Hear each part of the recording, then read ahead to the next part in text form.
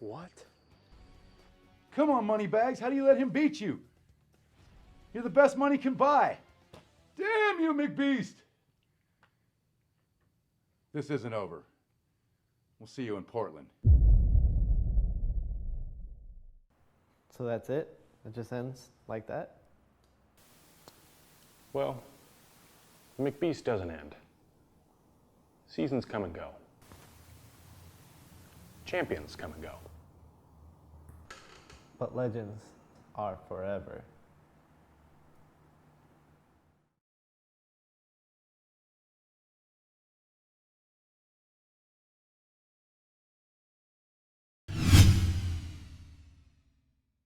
And then the rope, and all you folks are behind. Does that sound good? Yep. Come on, that's sweet. Yeah, let's enjoy the show. Everybody enjoy the show. The 2014 PDGA World Disc Golf Championships.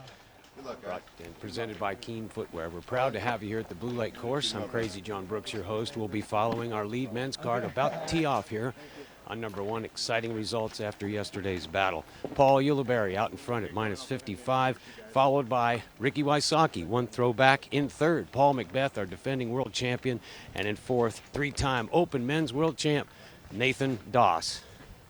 We're about to begin here on hole number one. Grab your seats. Tell the world it's time for our semifinals of this year's World Disc Golf Championships. You're watching live on Disc Golf Planet. First to tee will be Paul Ulibarri. And there's our starting hole. We'll begin on the shotgun orientation here at the Blue Lake course. Huge gallery patrons assembled here since early this morning, grabbing an advantage point to watch this championship Saturday begin. On the tee first, Paul Ulibarri from Arizona.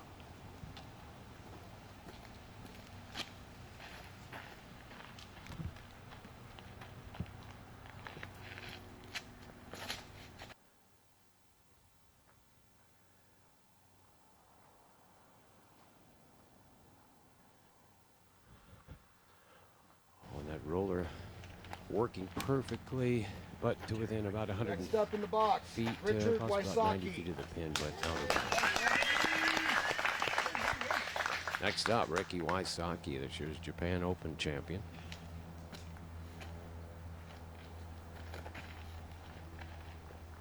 In the backdrop, we have some applause from T2. Here's the Wysocki opening tee shot.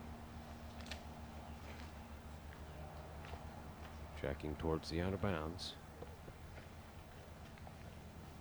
And that will remain safe. About 50 feet remaining. Third That's up in Paul the box, McBeth, Paul two-time McBeth. and defending men's world champion. A stellar year. Wins at the Memorial.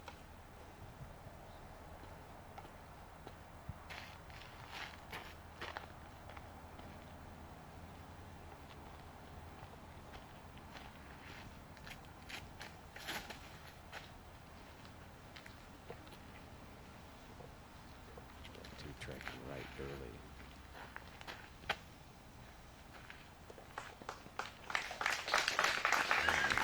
That's still outside of the Rounding out our group this morning, Nate Doss. Natron Doss of Bend, Oregon, newly implanted from Capitola, California.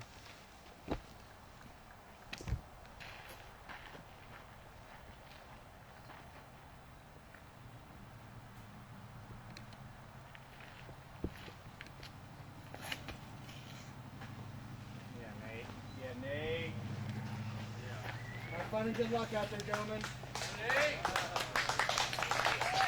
Expiring safely in the center, also at about the 50-foot mark. Natron Doss safely into the fairway. Our first tee from Ulibarri will be marked out of bounds, unfortunately. I want to welcome you all to it. A very action-packed morning. Our first holes, 1, 2, and 3, will also be used in our final 9 later today.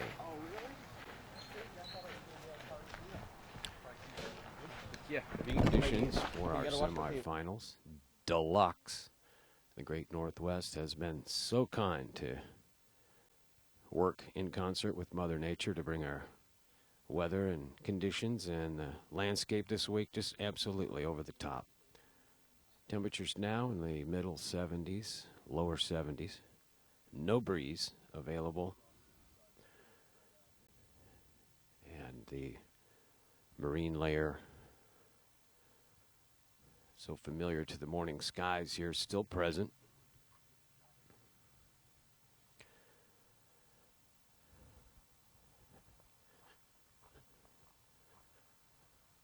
It appears to be Ulibarri to address first. He's got a mark. McBeth maybe inches further, but looks like they'll yield to McBeth.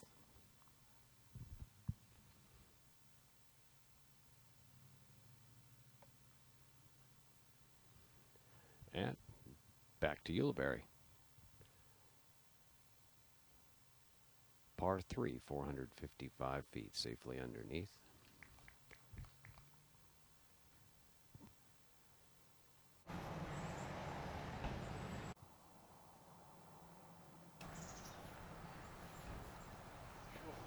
No doubt McBeth giving that a chance from 100 feet. And Doss out in front. Looks like Wysocki will be just a few feet outside the Doss distance. Wysocki had an OB roller here yesterday.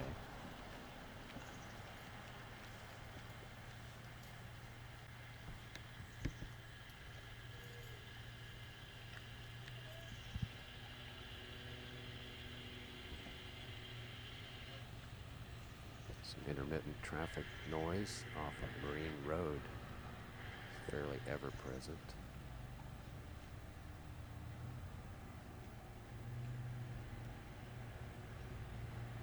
Wysocki concerned to give a good visual result. First hole in, going right at it. Oh, just over the band. Great effort. He's got his sights set. Doss will again negotiate around the same tree that he dealt with yesterday.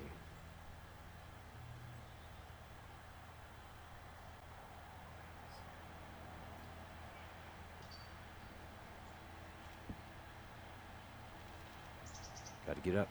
Oh, almost over the rail and in from 50 feet just to open the round. McBeth will be stepping in first for his par. Ulibarri will card bogey 4 here on number 1. 455 feet.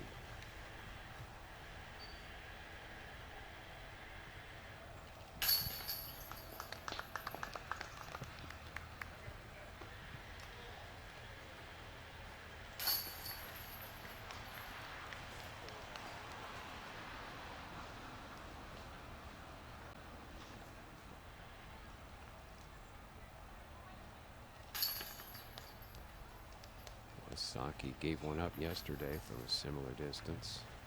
Well, card par, one better yesterday's round. And we move on to a beautiful morning here.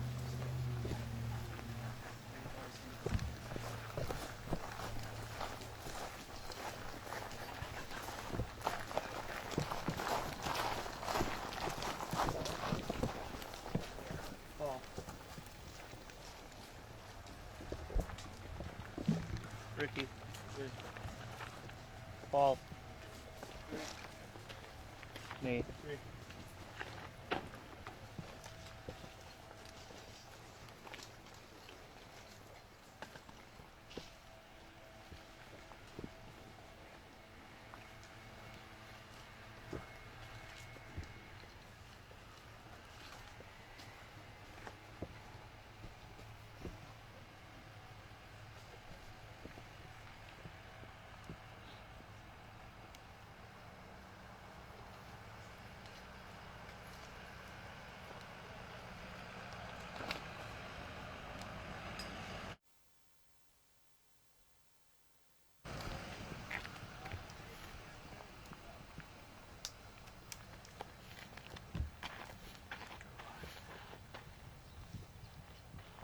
back, you can appreciate the massive gallery.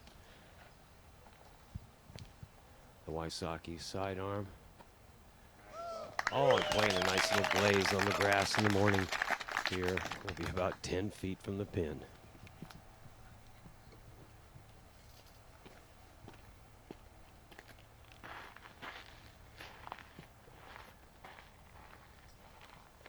McBeth has been flexing the nice line drive backhand this week. 425-foot par 3.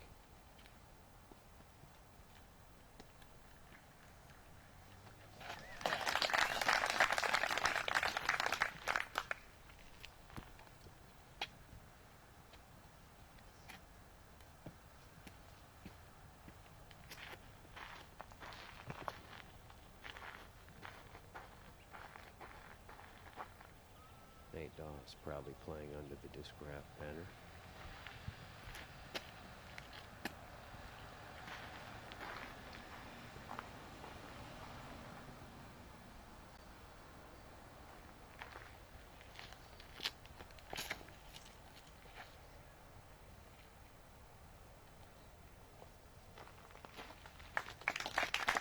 And Doss safely inside the mandatory.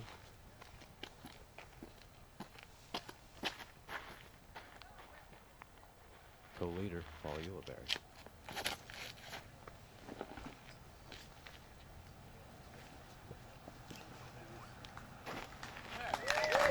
Great recovery after the first hole's 4. Here, now move on to the green of T2. Today's broadcast brought to you by UP Disc Golf and Dynamic Discs, proud supporters of each and every Disc Golf Planet broadcast. Our show today coming to you through the miracles of the interweb. We're very pleased with your comments and words of support over the social media outlets, and thank you so much. Those of you that have been with the Planet for some time have noticed many changes and adjustments here to bring more compelling images, material, and of course follow the stars of the game. And today we are doing just that, broadcasting the best in disc golf. Paul Ulibarri, Ricky Wysocki, Paul McBeth, and Nathan Doss, the feature of this morning's semifinal. Massive gallery already assembled here to follow these gentlemen through the Blue Lake circuit.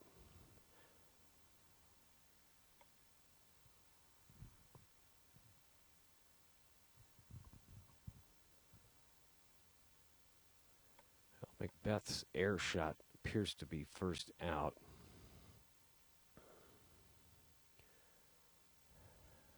Check that, the Doss air shot. It's the lemon lime green. It's about 47 feet.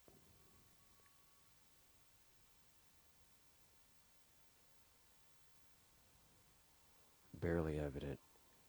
There's a little breeze, just enough to move the Johnson grass tails back and forth off of his left shoulder.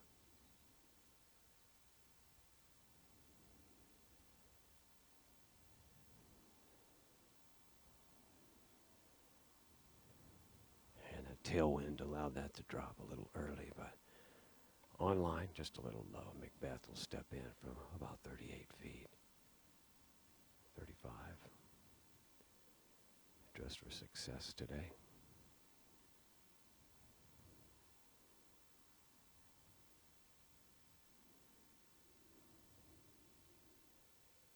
And Team Innova strikes first blood on number 2.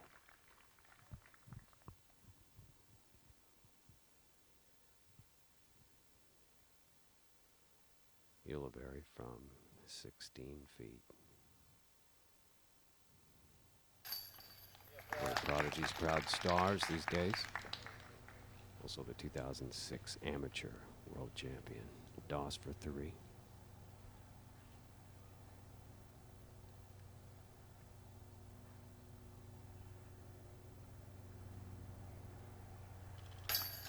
And he's okay with that shape. A little low there for an early round pattern to develop, but Nate safely in the center. Here's Wysocki with the CTP drive.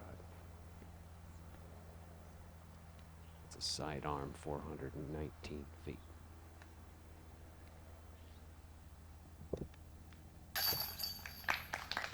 There you have it. well underway here under the beautiful yet overcast Portland skies. The battery out, you know.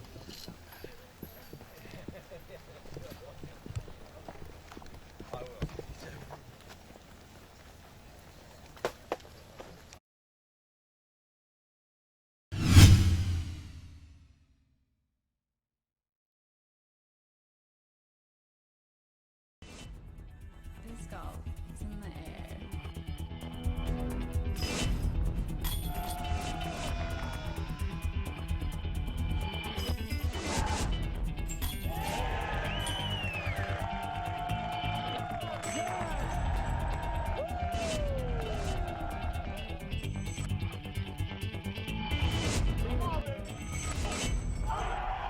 Join the excitement at PDGA.com.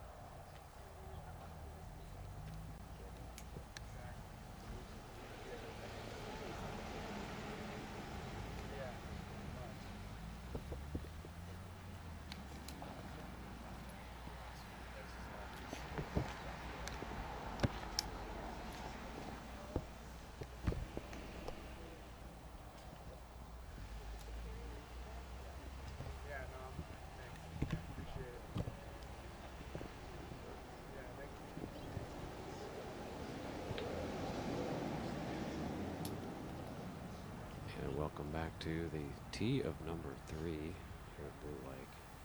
540 feet. It's a slow slope left. Par 4.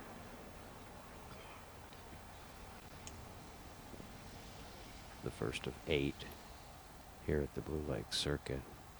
That's a gentle turn, we said, around the left of the green, but very protected the last 150 feet. Really only 2 options.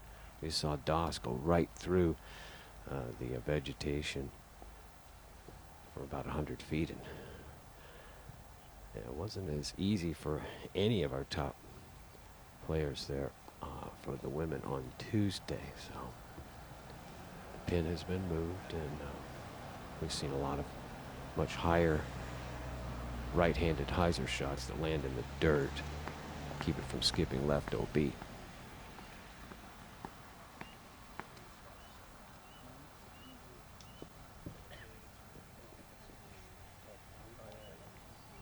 Tournament director Todd Andrews has deployed their full spotters army, spotters local 420 here in the Portland area, on task for today's crowd control and player comfort.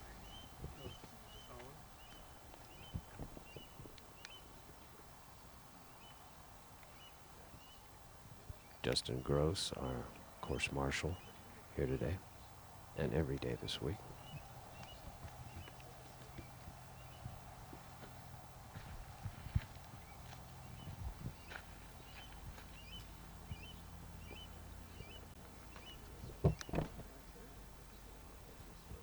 Wysocki will tee first.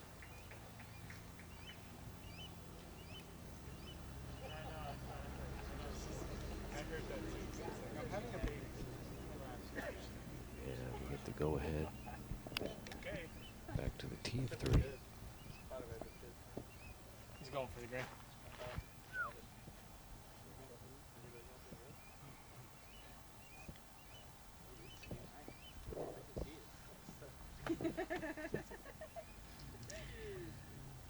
They said we're clear, Rick.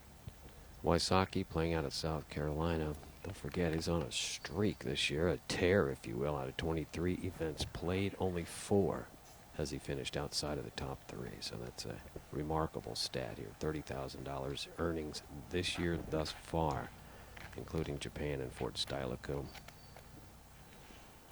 just before our World's Gathering.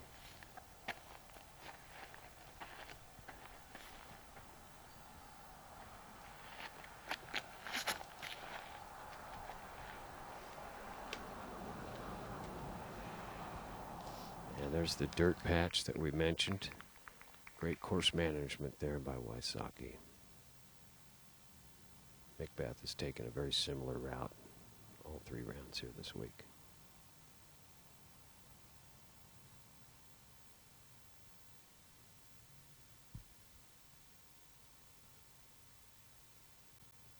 The wind is off the left.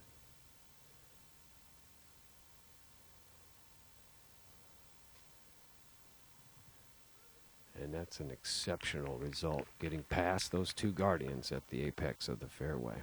This goes back to Paul Ulibarri.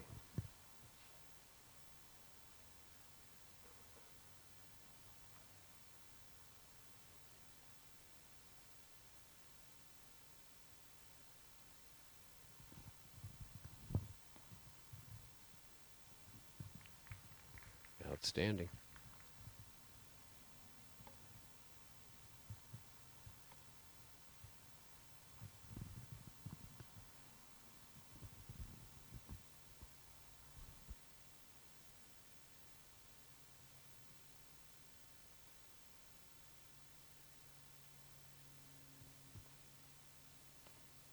Oh, the drive by Doss. It's going to take a rad kick left and go out of bounds. Unfortunate. Just a foot too high as it entered that midsection. Tough break.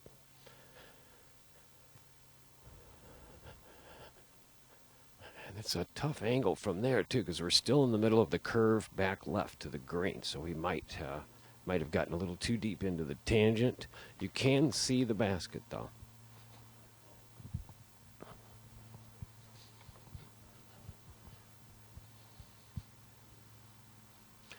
So Doss will have an interesting setup here. Spotters right there on the mark immediately, thank you. And then Doss will be looking down a narrow alley to the pin. It's kind of set up for a sidearm flex, I will say that, but gravity pulling that to the right there is out of bounds, surrounding the green in its entirety. Doss not wanting to get caught up too much in the deflation. Just a simple error can be duly corrected. Players careful to not develop too many bad mental or visual miscues, setting the pace for their round. The wind is favorable. It's behind Doss, slightly off the left shoulder. OB right. What you see, the body of shoal and rough that contains those 3 trees, will undoubtedly need to consider managing this as bogey.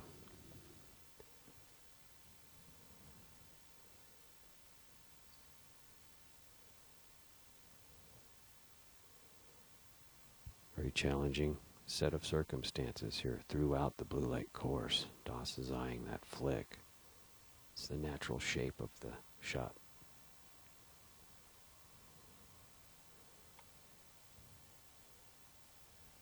And he wisely pitches out to an ideal approach angle. Doss managing as a pro would. We've mentioned before, you can't win the tournament, any tournament, in one throw unless it's your final throw of the event.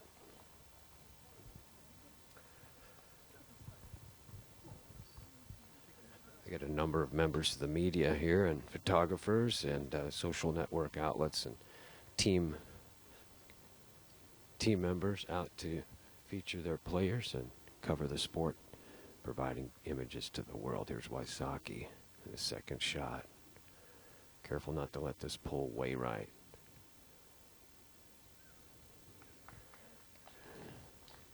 And he's safely on.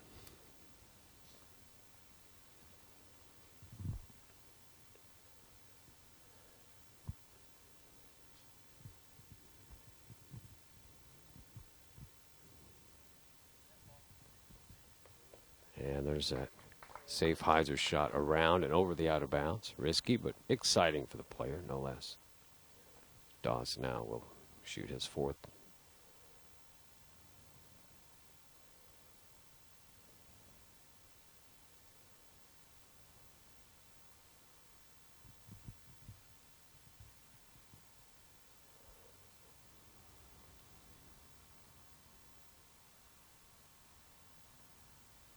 It's about 160 feet. Tracking in nicely. Right up next to it for Doss.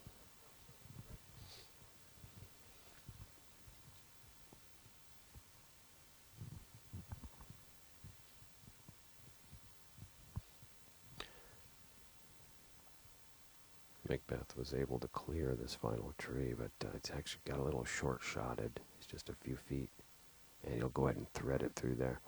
No worries. Goes by a little bit. Seems like the discs that Paul throws have his name on the bottom and the top. It's proud to play under your sponsor's banner. Those of you out there lucky and fortunate enough and having worked hard enough to gain a disc sponsor, manufacturer sponsor, congratulations. And that's what really helps grow the game is the players themselves. You do good, disc golf does good. Will Shoestrick in the backdrop.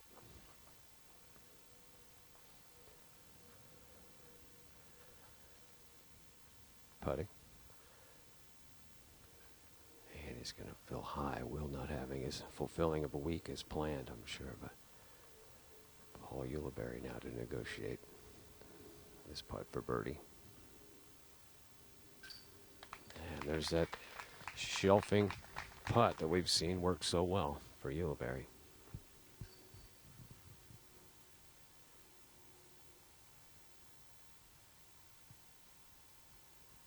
McBeth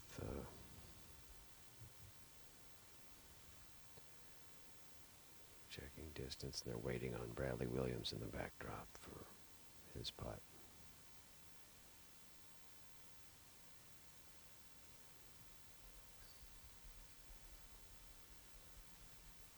It's the basket of 5. You see a lot of cross traffic here at Blue Lake. It's fairly exciting though.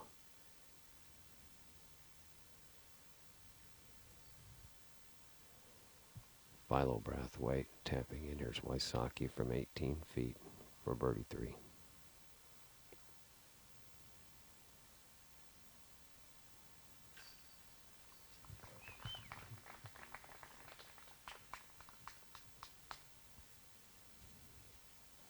Wysocki and Ulibarri remaining tied for the lead here at the Worlds. Paul McBeth skated by a tad.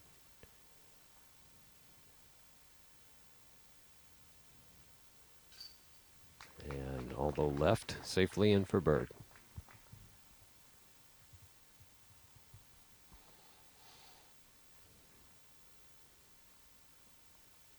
And Doss in for the bogey save. Great choice by Doss, not wanting to compound the miscue off the tee. Great golf here in Portland.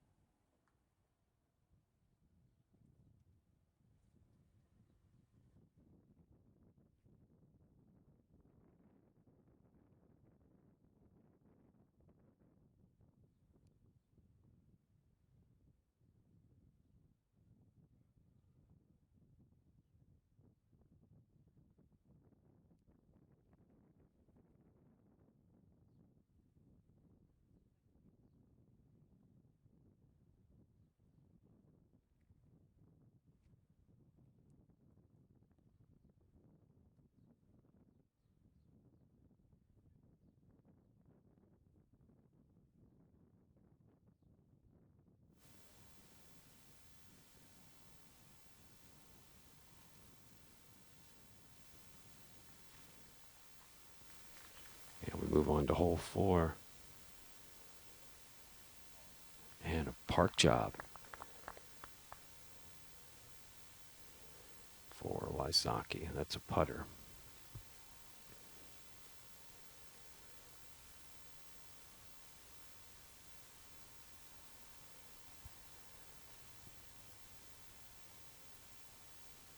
McBeth.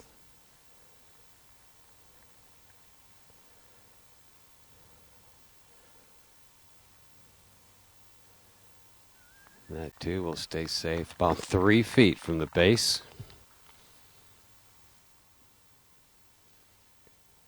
Co-leader, Ulibarri.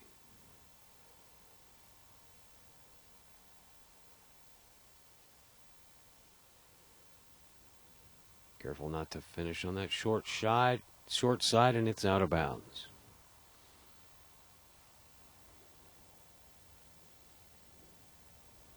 And Doss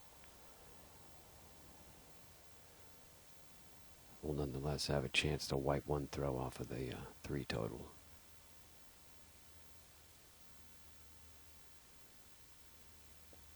Pulling right. Oh, Doss has let it drift right. Just hasn't found that exact groove yet to get that backhand rolling. The morning's still fresh. The air very clear here in Portland. It's been a pleasure seeing what Mother Nature has done with this wonderful patch of the great Northwest. Speaking of patch, I'm out in the middle of the blackberries, fairly common to the first cut of rough.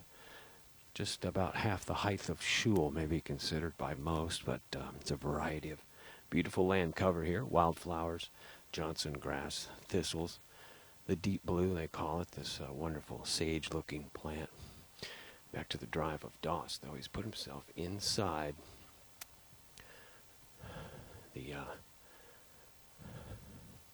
bank of Douglas here on the right. He'll still have a straddle, nonetheless. These gents, having played and practiced so much, have a variety of shots that will stagger you. And Doss now looking in. It could have slid quite a bit. It's not out of bounds like Ulibarri, though. Ulibarri will have about 15 feet after he pulls out of bounds. Our camera's taking a look at the Doss result, and he is invisible to the gallery.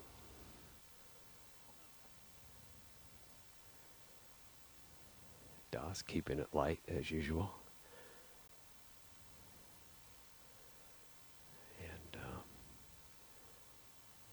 He could play a joke on everybody and just stay in there for like 10 minutes. Contemplating, no doubt. He gets out to the edge.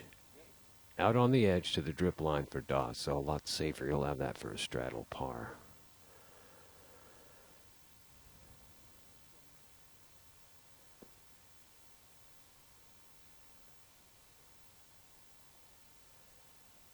So after Ulibarri's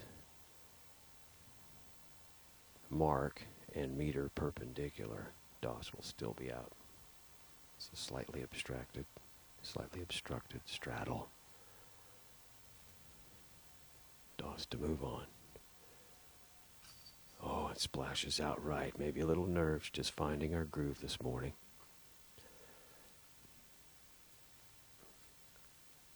There's Wysocki.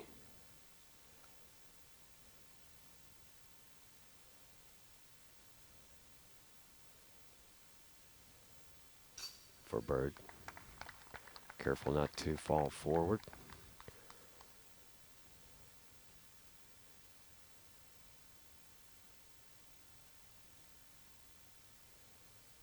It's a little different.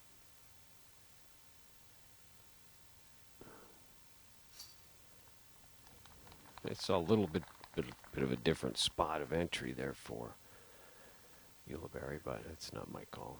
McBeth from 3 feet for birdie. And Doss will pick up and tap in for bogey. That's a back-to-back, but nonetheless, it's time to move on here. It's Championship Saturday here on the planet.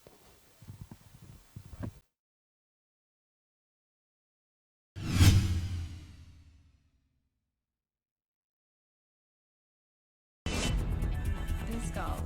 It's in the air.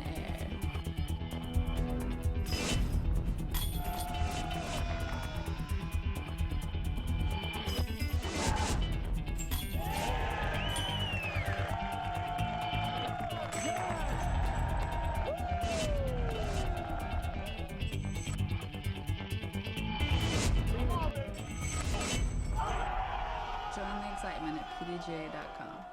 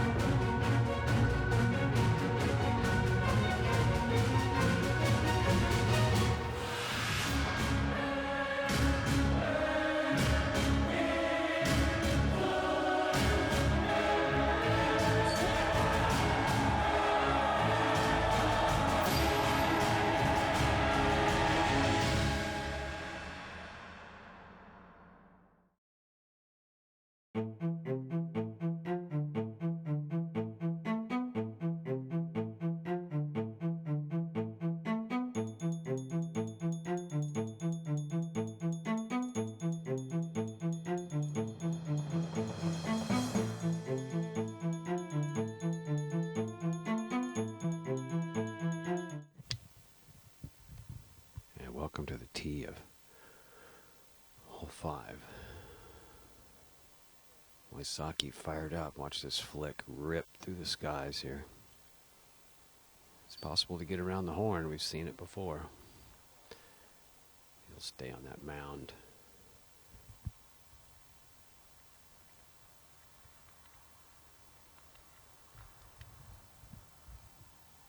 McBeth will follow. This is about controlling the distance for the second shot. No need to try and go much further with the risk of going deep into the OB where our cameras are perched. McBeth will get past Wysocki just a couple feet. Fairly visible access there, although you have the left side of the lift station mound to deal with. Ulibarri has been pitching out in the middle, but that's fading back to his left a little bit.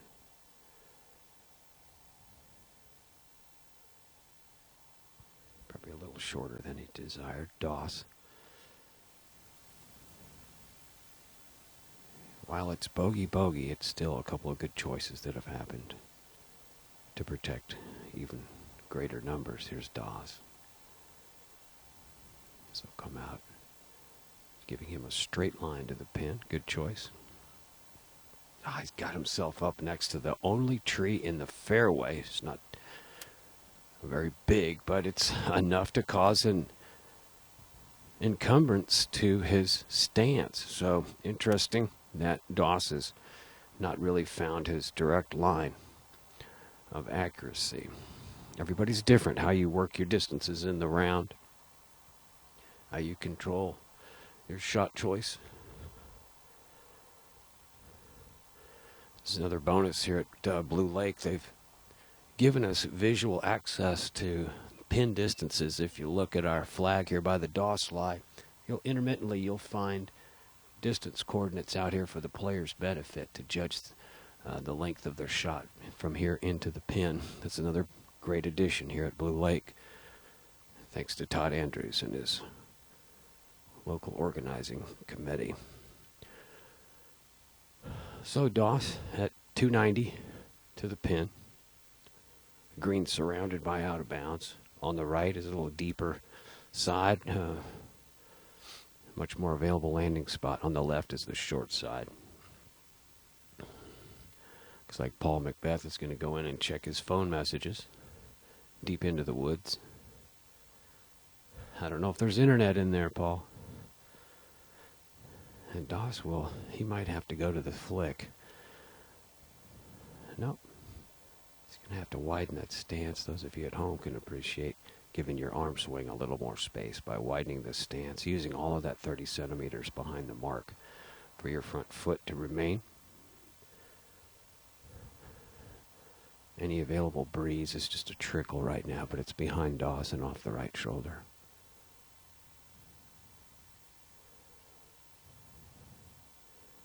So here's a static stance, 290-foot downhill approach.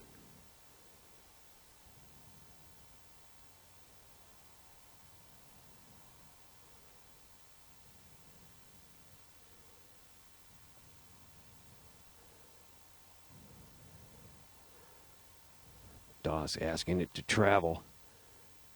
And it shimmies up nicely, and Doss is inside the circle here. Great approach by the former World Junior Disc Golf Champion, 3-time Open winner. Now Ulibarri with the backhand furthest out. It's a blind shot, actually. Those of you at home can appreciate the mound here by the lift station to prevent the player's view of the pin, but you'll have to pick an organic target. One of the benefits here at Blue Lake are the plentiful trees and aerial reference points for some of these blind shots. Ulibarri from just inside 270. Just looking at the sidearm.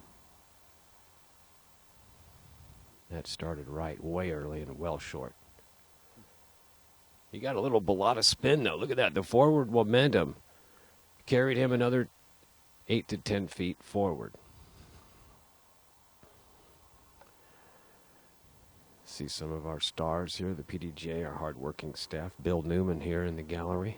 Thank you for your dedication, Bill. So many years of bringing out your best.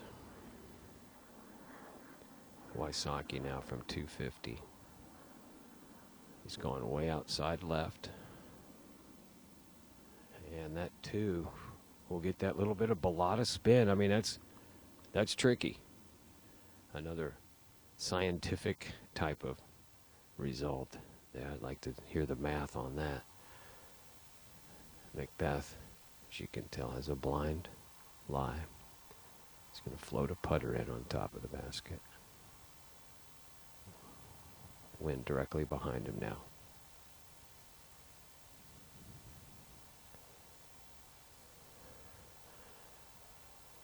It's flexing in towards the pin nicely. Now, what a display. It's been a long week so far. Our ladies coverage Tuesday. A lot of great comments there watching our top female pro open disc golfers battle it out. And we went to Trojan Park and watched the Masters.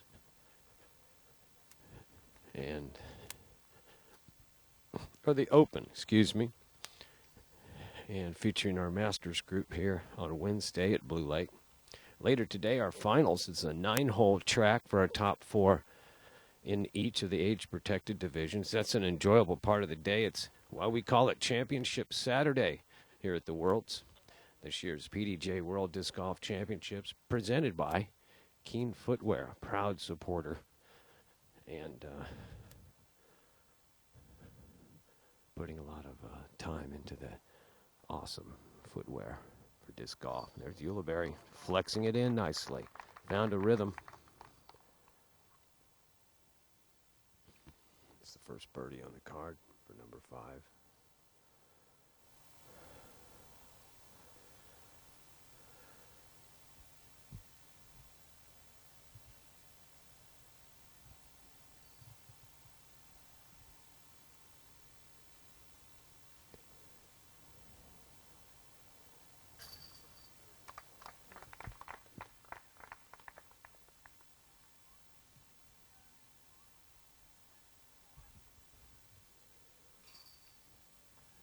McBeth as well, and Doss with a superior approach shot for birdie to come back and wipe one off of that hole 3 and 4 result.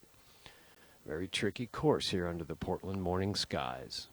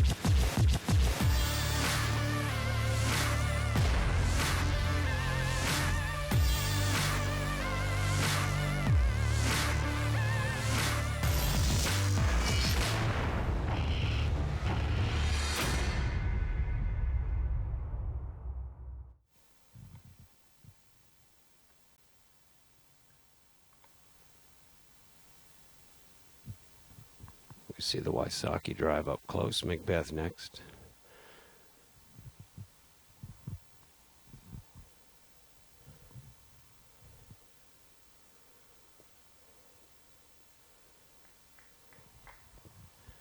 Just outside his desired result for sure, because I'm sure they're all going for ace.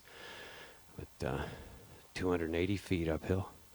Paul Ulibarri following McBeth.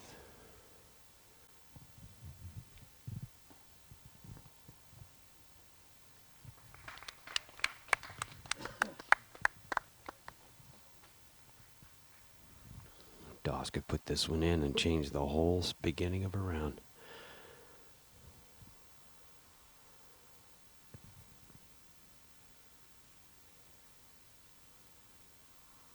Going right at the pin.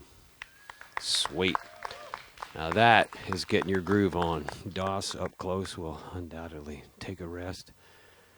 Let these other boys do some work. Paul McBeth furthest away, putting first.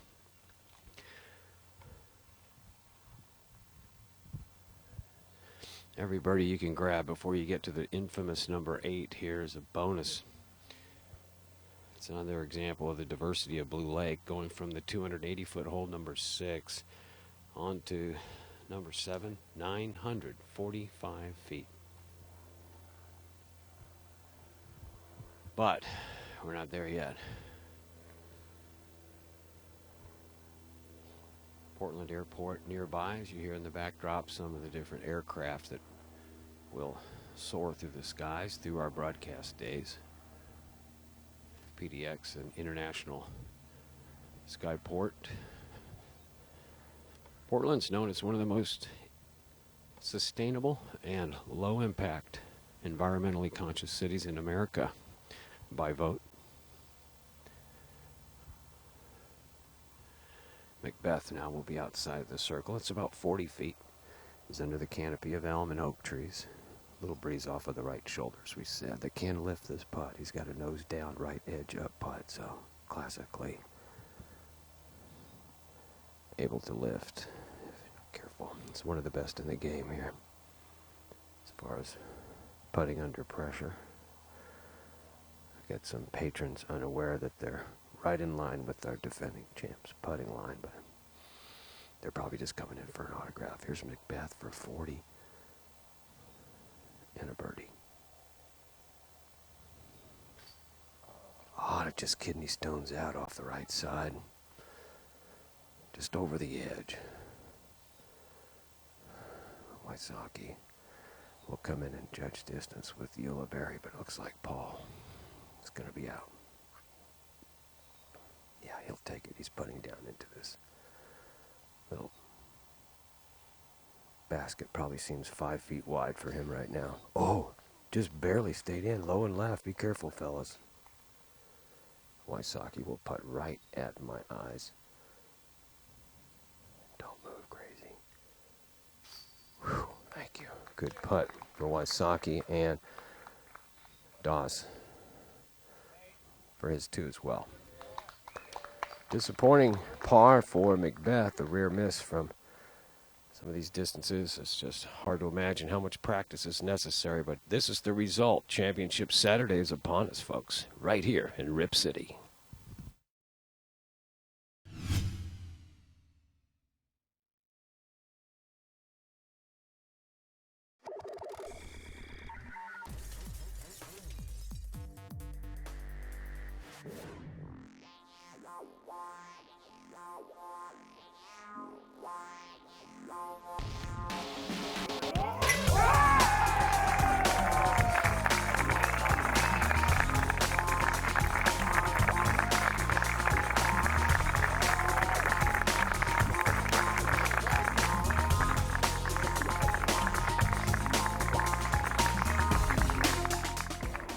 Eco Star Destroyer.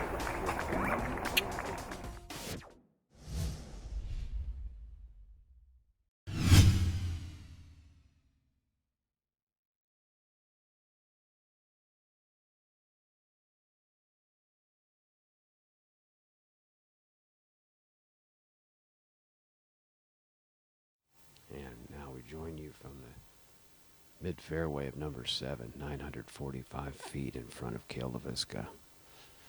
He played this hole at birdie yesterday. It's going right early.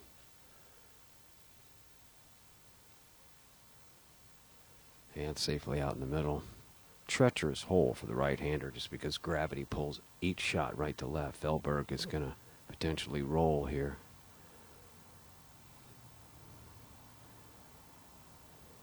Yeah, he pulled it right like he did yesterday, right into that tree. Identical. Unfortunate.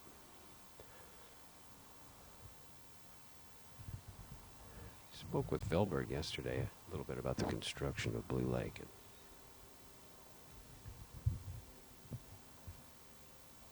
a couple more gents in mention developing the park.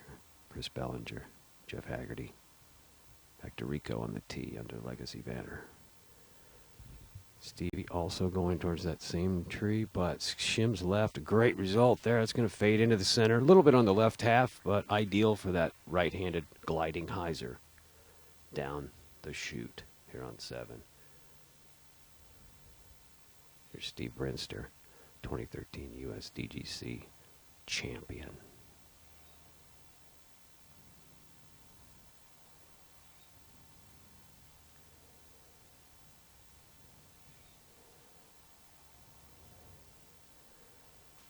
Oh boy, it caught the only branch sticking out there. I had to kick back in the center, though, save. There'll be no problem probably for Brinster to achieve par, but guarantee you Leslie and the twins are kicking the side of the computer right now. There's another example of the followers and passionate gallery that we have present today at Blue Lake following the second card. We've well into the 200 count of followers here for our top 2 cards. It's a great day for disc golf. Portland skies now consistently covered with the marine residue overnight. That slowly blows out between 11 and 12 o'clock each day pleasantly. Temperatures still in the low to mid 70s. Forecasted high for today, 87 degrees. So look for sunshine and clearing skies as we move closer towards our final. Later today, our divisions, as we mentioned, will be all present for their 4-player finals. That'll feature hole 1, 2, 3 here at Blue Lake, 6, 7, and 8, and 13, 14, 15. Today's coverage brought to you by UB Disc Golf and Dynamic Discs. Here's the over the shoulder with Brinster. Probably about 600 feet remaining.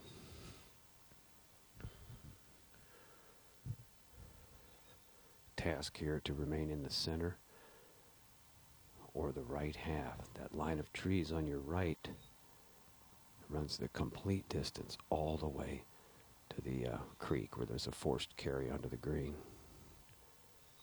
Brinster allowing some traffic on Marine Road to disperse. It's fairly constant for our players. But you can hear a pin drop here on the fairway of 7. Brinster with no available wind behind him right now.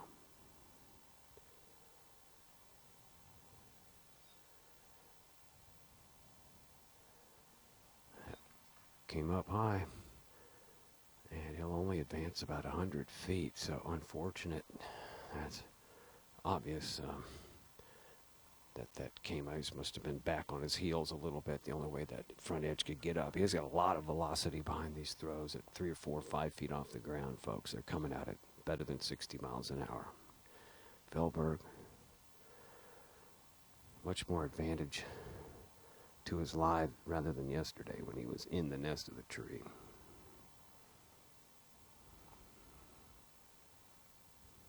A low, flat, screaming glider that'll finish right to left.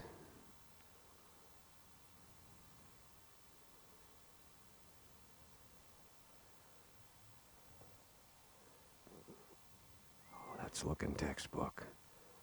There is out of bounds left down there. Some of that slope is drastic enough where it can get a nose up and pull those shots way left.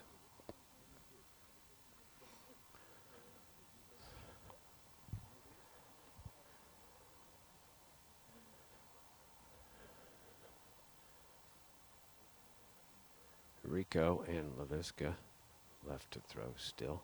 It's close. We're getting close to Brinster's second shot, which is just out in front of LaVisca's lie. You see about 25 feet. Kale, exceptional drive. He can see a lot more of the second half of the fairway than you could from just a few feet behind.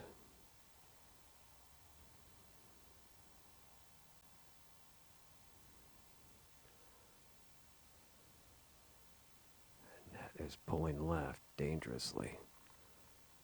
Saw Wysocki and McBeth end up in the cluster down there in the Douglas firs.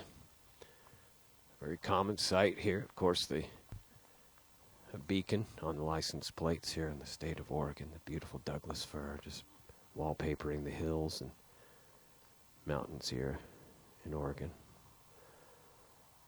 Looks like Rico is going to be, well, from here it looks like Brinster's out. In fact, to me it's fairly clear, but it's the player's call. Virtually identical distance, but Rico throwing 2, Brinster throwing 3. Being over here on the left half, as I mentioned earlier, is going to kind of short shot the ability to cascade down the hill, so he's got to add more hyzer and lose distance, or throw the perfect shot through the line of trees and flex back left after. It's a forced carry to the green from anywhere down there.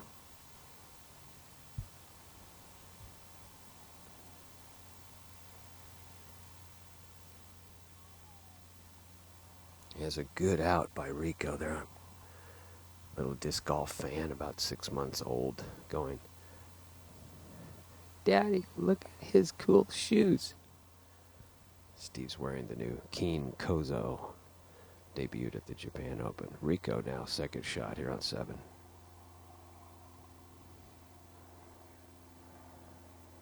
Oh, that caught a little branch up there.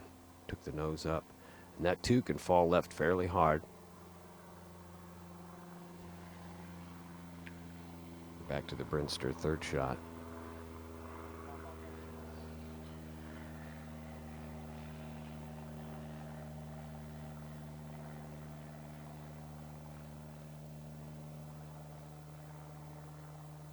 Still about 545.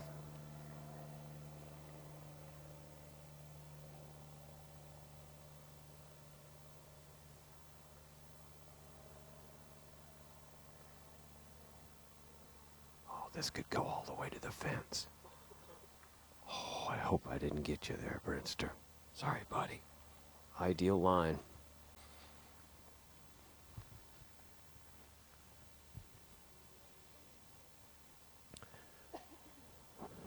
As our camera's staying behind our second card, we still have our open leaders back on the tee of 7. As we mentioned, 945 feet, a real challenge. Our cameras will show you the tightness of the fairway and the importance of the players to manage the right half of the fairway here. Don't forget that cable traveling the entire distance on the right side of the fairway is out of bounds, where we saw Climo and Schultz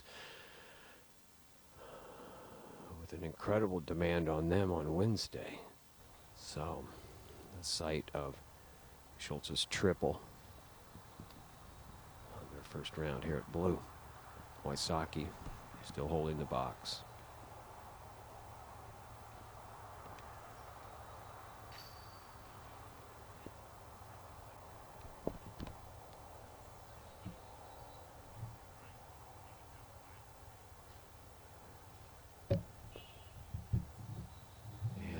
Nothing disadvantageous about that. Just caught the tree. That could have taken about 100 feet off the distance. Ulibarri.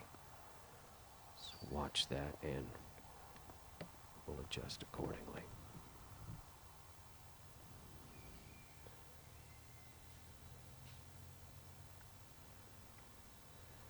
And Ulibarri safely out in front. But again, we mentioned the difficulty of that left half second shot.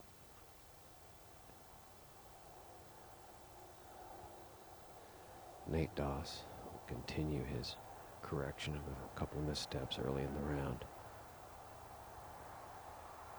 Once he gets his putt warmed up, and look out.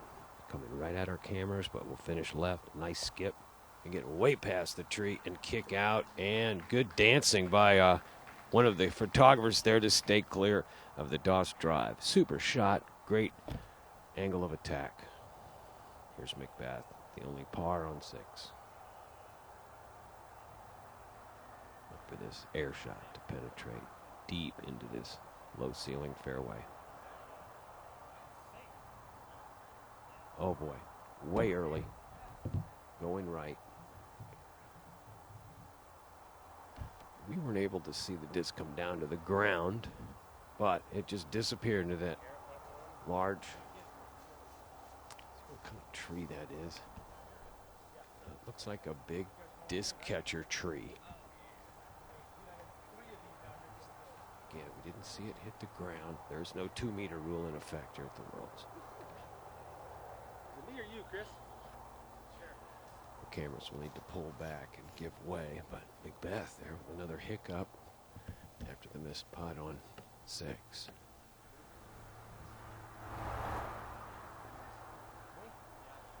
I'm going to step outside of the fairway to stay clear of the gents. People coming in quickly to take a look at the McBeth result, but it looks like he's landed and settled down into the cluster of this, well, what it is, it's a big cluster of oak saplings. Wait, an oak doesn't have sap, so that's not going to work.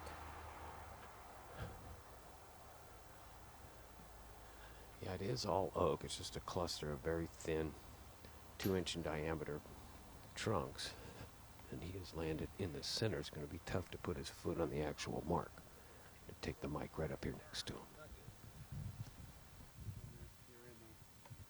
It's got to be all the way in that little gap, though.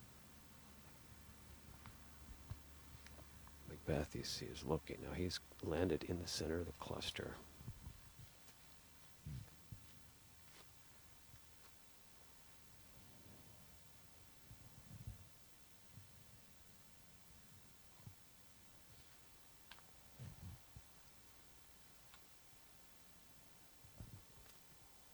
This has got 2 points of danger here. First of all, you got to get your foot way in the middle of all those tree trunks. Not easy. He's going to have to invert the backhand stance, and if he could get even 200 feet out of this, that would be great.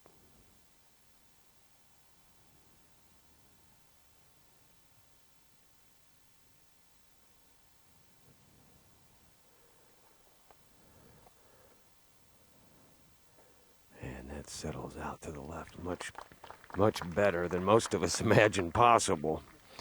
And a super result for McBeth. Tee shot only traveled about 180 feet, so that shot also about the same distance.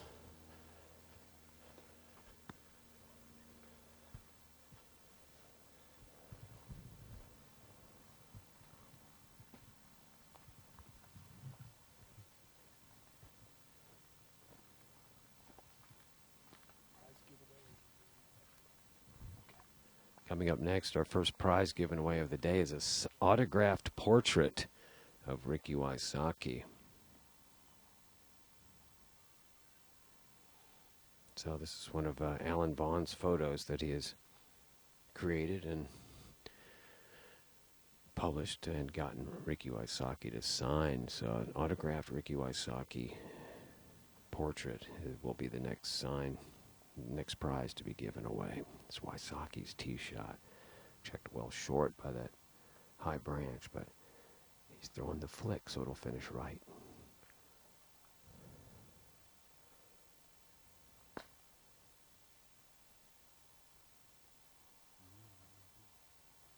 And that could have kicked OB. Just an ideal slow turn right to left for the sidearm, but that headwind, once you get down to that last third of the hole here on number 7, becomes a left to right wind that apparently carried Wysocki out to the right.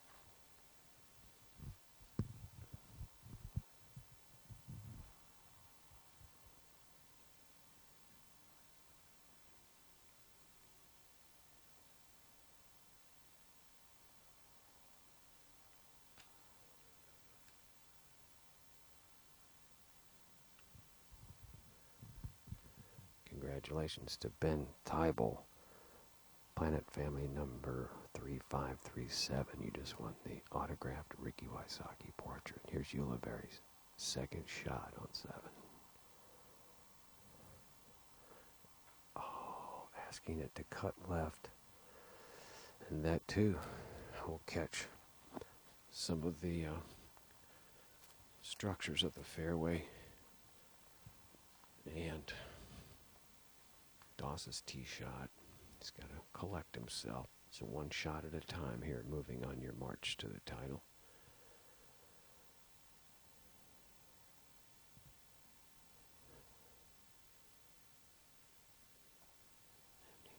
Doss's drive about 420, 430. He'll have about 500 feet remaining. 440 to the fence. Oh boy. Oh, and that got around. He's going to have access to the hump. Don't forget, you got to get on the hump. McBeth, lane 2. There's really no harm, no foul here. If you happen to have a hiccup off the tee of 7, you have, remember it's a par 5. No reason to call any kind of mistake more than what it really is.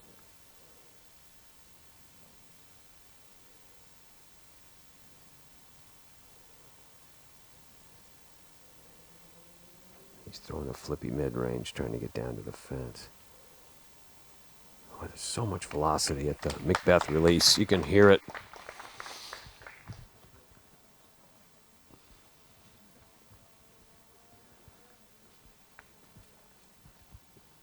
Well, congratulations again to Ben Thibault. You're our latest winner here on Disc Golf Planet. Thank you for joining. And those of you that have won prizes or have yet to strike gold, so to speak, want to thank you for becoming a lifetime member of Disc Golf Planet. A simple $25 commitment will render you available to win any and every prize given away on our live broadcasts. Coming to you with the support of Dynamic Discs and UB Disc Golf. We're over the shoulder with Ulibarri now. And he's looking at a flick from about, he's got about 370 to the pin. Let's see, about 335, 340 to the fence. And he's just trying to jam up. Oh boy.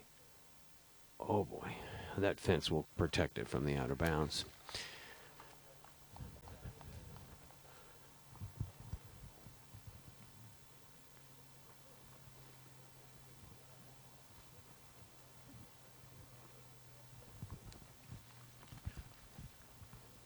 Some crowd control assistance becoming necessary. Those of you listening live and watching your devices here in the gallery, please be conscious of the player's space and proximity and vulnerability to your noise and chatter and what have you, or I'll kick you out.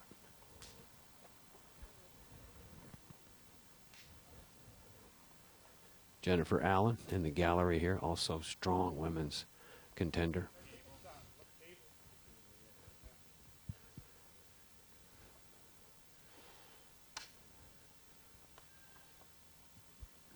Looking at is the live Wysocki, which is going to be out of bounds. Either way, we see a break in the cable. So a straight line from the passage hole to passage hole in the posts will designate an easy decision there. So Wysocki choosing to not take the meter.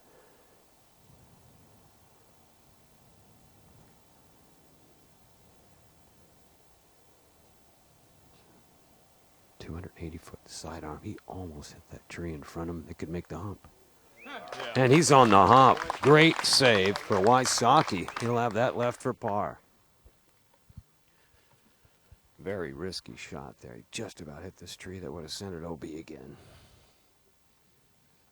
Doss, well-placed approach, has this nicely shaped alley, corridor, if you will, right at the disc catcher.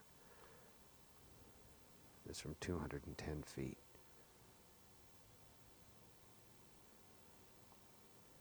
Got to place it on the hump. Anything down low is a really challenging minimum 20-footer. These putts are like straight uphill. Oh boy, just missed that branch. Oh, that's going to sail the green. Unfortunate there. That almost caught the branch hovering over the creek bed that comprises the carry space to the green. Approaching 300 in our gallery.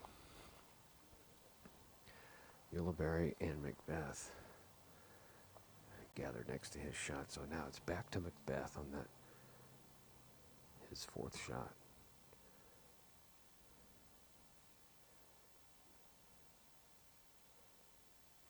Oh, it came out low.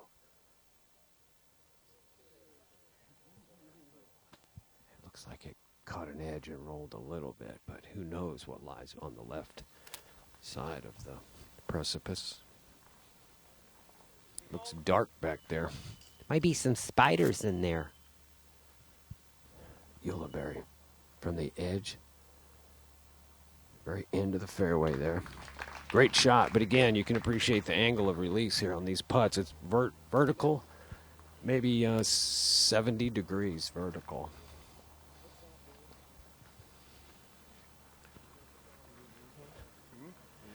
Our cameras being able to bring you these compelling images of disc golf at its best, folks.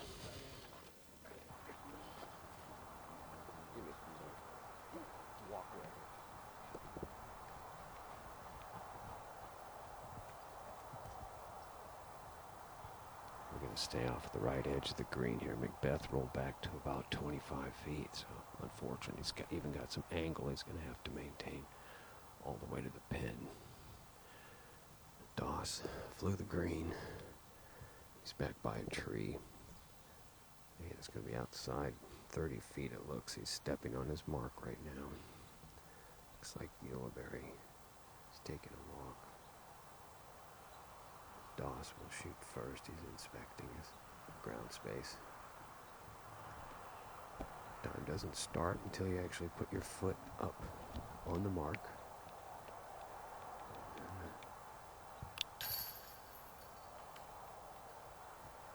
Doss is staring it down. This is an all or nothing situation. He's got to decide if he's going for it.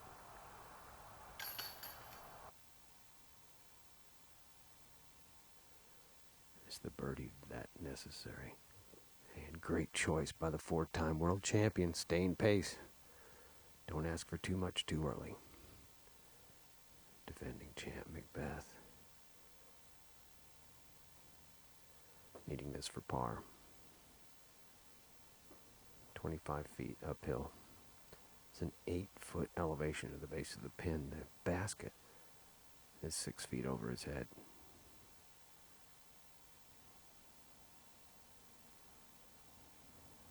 Big tree on his left blocking any available wind.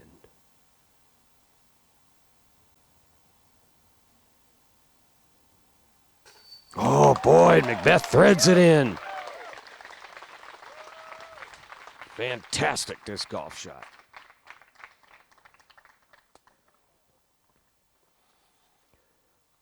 Wysocki now from 14 feet will have an identical vertical angle of release and equally as important. And he too saves par.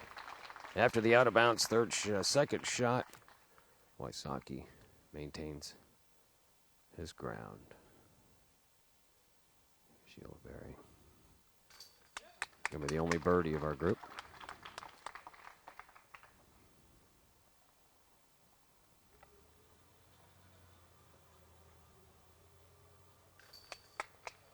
And Doss very professionally manages that par and takes away the risk of a flyby birdie attempt. Well done. That's how you pile up world titles.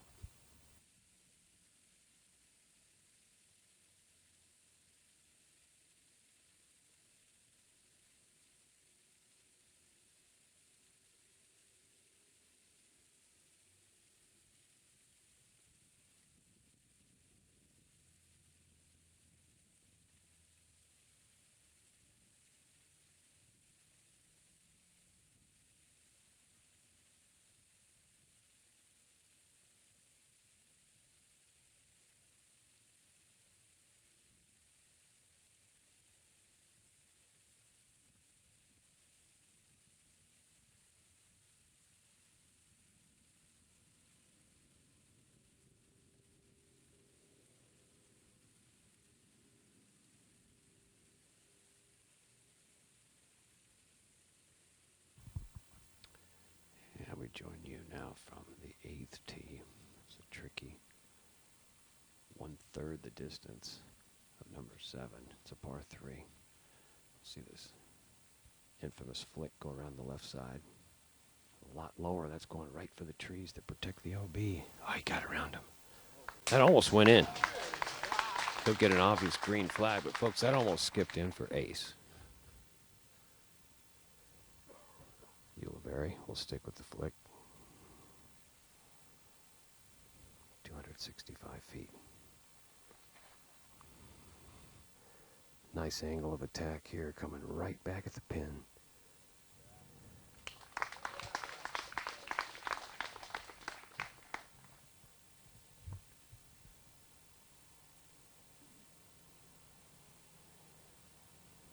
Doss. Never one to back down.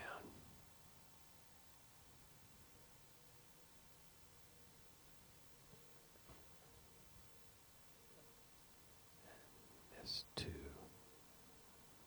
Oh boy, I mean, these are superb results. McBeth as well will not leave any stone unturned, as is Doss when in pursuit.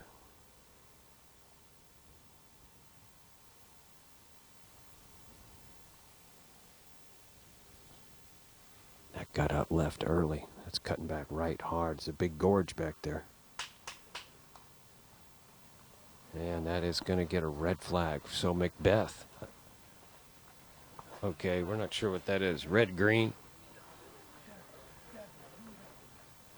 So he didn't cross in territory. He's going to have to throw again, it looks like. We're going to bring it back to the tee. Now the rule is if the disc does not cross over fair territory,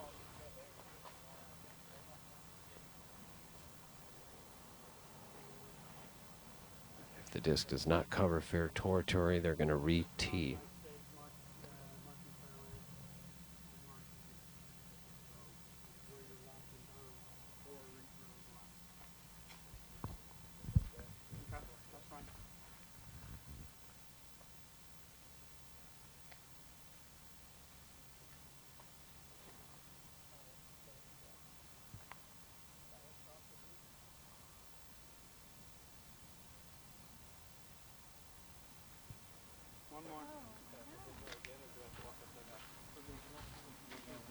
Yeah, you're going to have to say it again.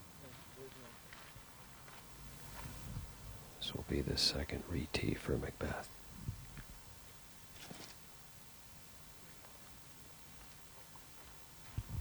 McBeth has caught the tree at the corner, but will get the green flag. So McBeth laying 5 here on number 8. Check that, just leaving the tee.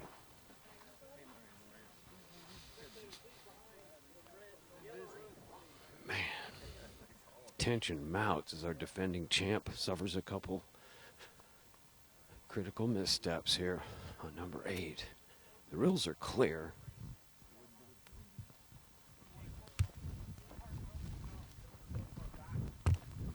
Terrible perspective on it.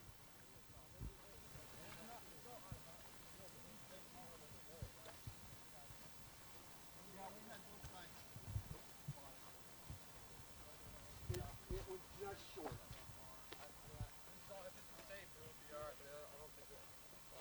So he just went through these branches? Yeah, he came in across the other side. He never, here's the corner stick. Yeah, he came around it, but I'm just saying, when he came through, did he just come through these dead branches? He came just right around the far side and augered in on that side, just shy of the line. So. Okay. Because, yeah, where did this disc land? On the side hill?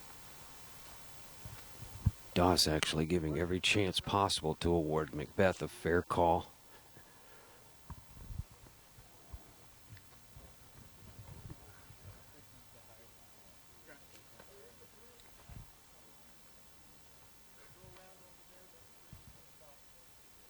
Got a rope swing.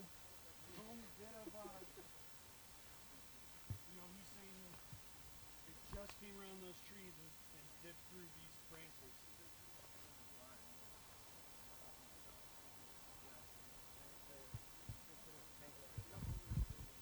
Again, Doss is actually looking for any possibility to give a benefit to the thrower call for McBeth.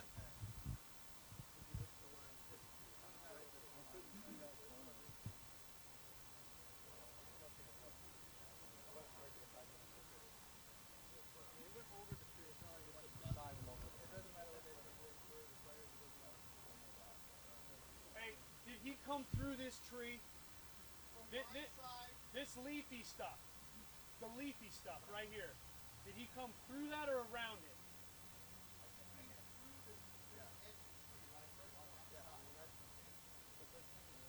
No, it's not really.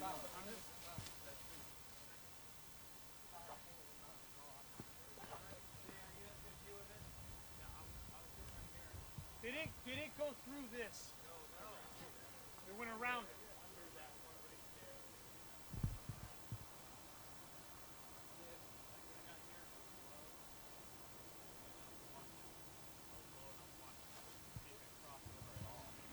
The thing that I'm standing under right here, did it go through it or around it?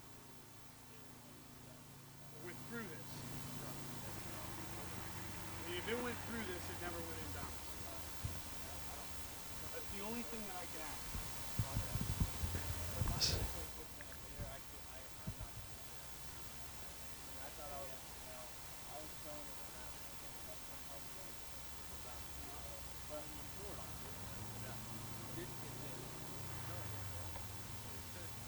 The question is, was McBeth's shot, any of them, able to cross over any playable fairway territory? Otherwise, if it doesn't enter fair ground, it has to go back to a re-tee. So Doss is giving every effort he can to get a consensus to show that McBeth did not or did cover a playable surface. Very sportsmanlike. That's all Nate does, is work on his sportsmanship and professionalism. McBeth just listening, taking it in.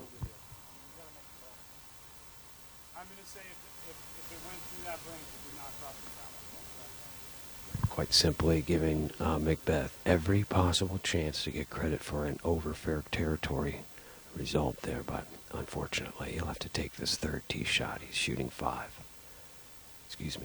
shooting 6, and he just nicked chain, so he's going to have a quadruple after that putt goes in. Wish we had some video to offer from the green, but we do not. What remains is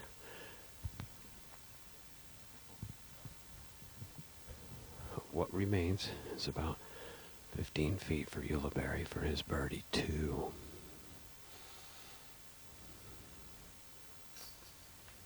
And reaching to the far right side of the chains, that'll stay in.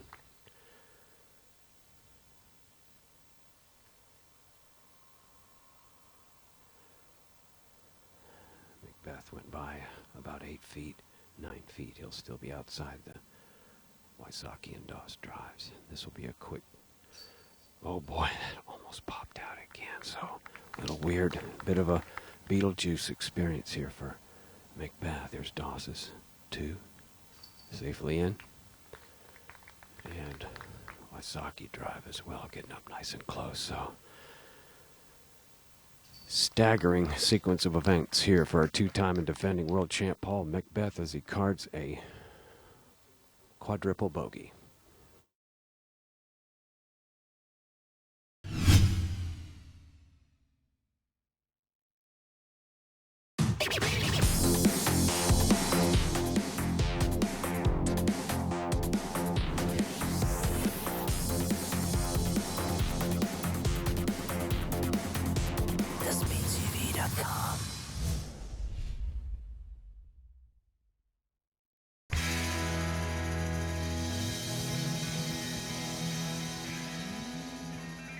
I've been asked from time to time over the years, what is the big beat about on various discs that we have?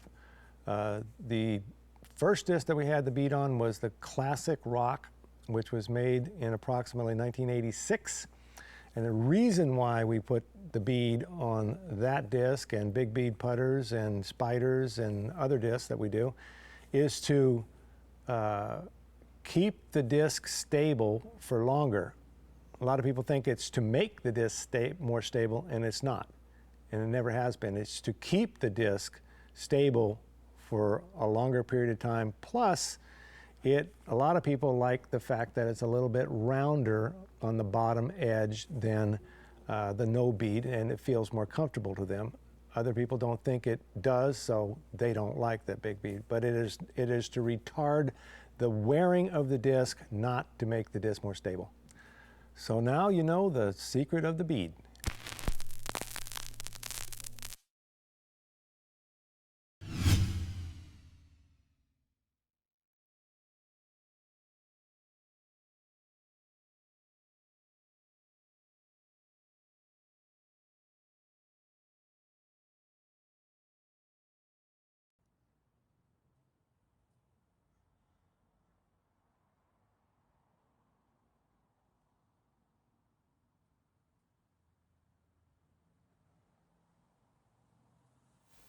Wysocki quick to get off the tee there after all that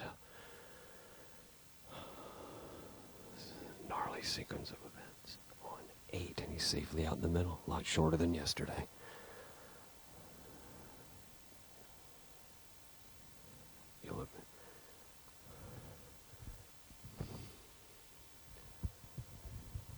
Ulibarri will tee next.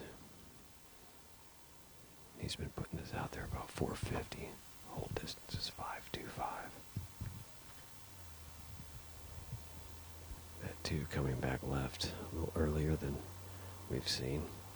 There's some out of bounds surrounding that entire landing zone, but it should be no problem for any of our fellas to find safe territory.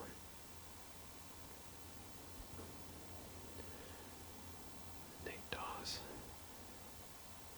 Still going left. Whew, that's a lot farther than I've seen in this week's play. Going left, but fairly wide open approach from here, McBeth, after that quadruple. Really needs to be careful not to overthrow this. Oh, it's ripped, all right. Out into the center and the throat of that nice shortcut approach to that false front green. 525 feet, as we mentioned, to surround our fairway today. Gallery now growing in excess of 300 patrons, photographers, members of the media, press, team photographers. This year's World Championships of Disc Golf, folks. The PDGA's crowning annual event is presented by Keen Footwear.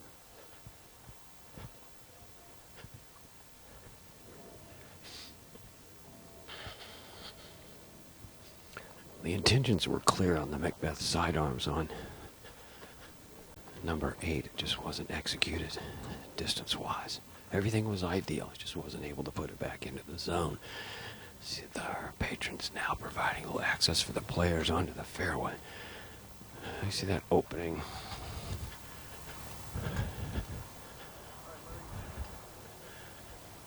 You guys... What's gallery? Who's who? It's awesome. No, yeah, I know. You guys feel proud. Make sure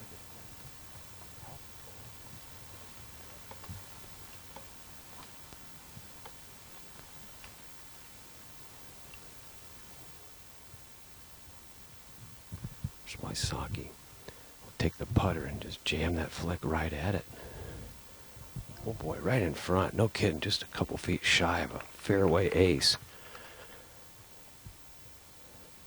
Number 9, a par 4, 525 here. As we mentioned, so Doss is at the 110 mark. McBeth just 4 feet shy of the out of bounds.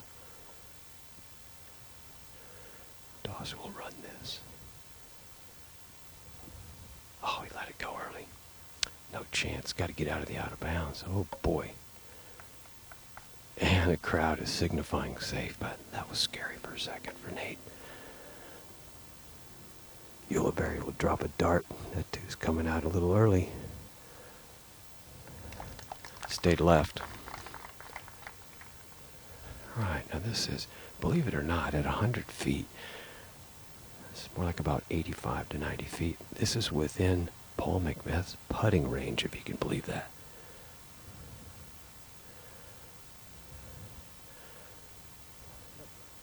I'm telling you, just hard to find somebody that can pair with Paul's skills and natural talent coming out of Huntington Beach, California. Don't forget his baseball backdrop early on and determination, part of the everyday diet of Paul McBeth's surge. Having a great year this year as well, but never an easy task to mount an attack against the best here at the PDGA Worlds. Doss will shoot first. Now, as you see, he just got over the out of bounds.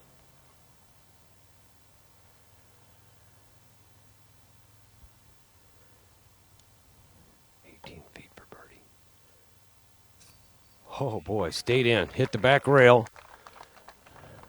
But that'll stay in. Boy, I bet Steady Ed's having a blast watching all this hoopla around disc golf. Here's Wysocki to match birdies. No problem.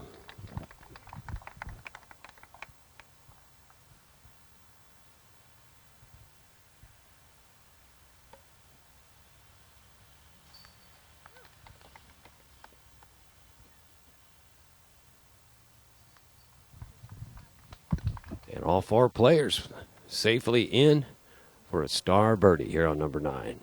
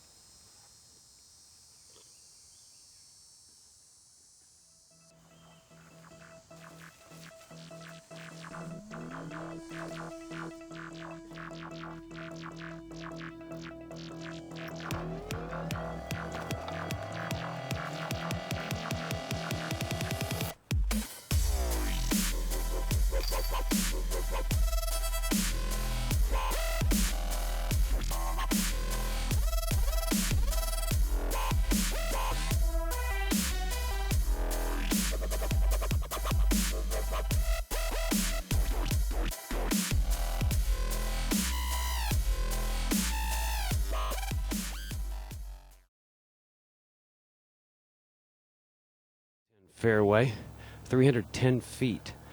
It's a blind shot for the players off the tee. This looks like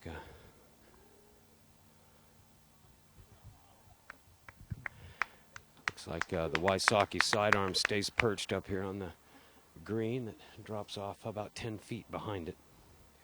So we mentioned 310 to the pin from the tee.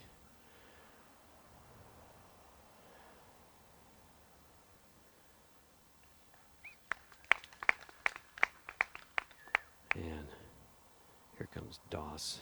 That was Ulibarri.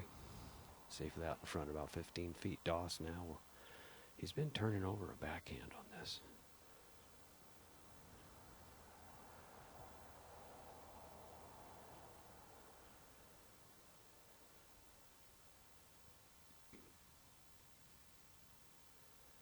Touchy turn because the out of bounds is only 10 feet behind the pin on two different sides.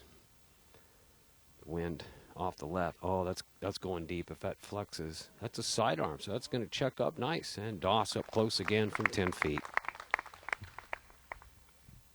Our defending champ McBeth now needing to basically do some damage control on these par threes to wipe some of the scar from number 8. And it's going right at the pin, sidearm. Checking up short and will stay up top, it looks like. Not able to take an edge and go down. So McBeth with the CTP drive here to take another throw back away from the damage on 7. Excuse me, on 8. Please walk around the shots.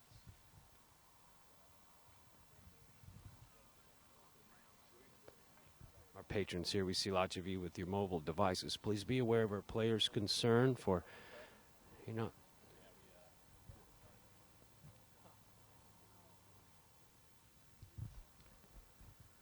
we have a lot of people that aren't really accustomed to disc golf, or what is this? I think they're out hanging with their friends. But nonetheless, those of you watching in the audience, please be aware and respectful for our players, proximity to their shots, and respect with your noise and activities in the gallery. So when we reach this stage of the game, respect is the only thing we ask for our players. You're watching the best in the game here at the PDGA World Disc Golf Championships, presented by Keen Footwear. Ricky Wysocki will shoot first from about 22 feet. This for birdie. Short number 10. About 300 people watching this incredible sequence of events. Just under the headband and in. Ulibarri missed from this distance on Thursday.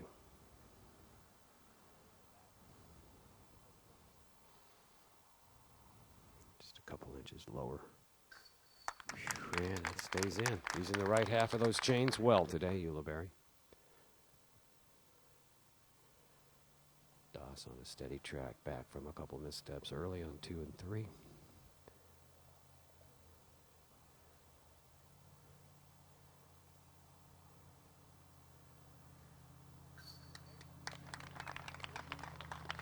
On track for Doss and McBeth. Great shot. Smiles on all 4 of our players' faces, showing the signs of the Frisbee family. Isn't that something? Got a bit of a wait potentially on number 11, but it looks like our second card just wrapping up.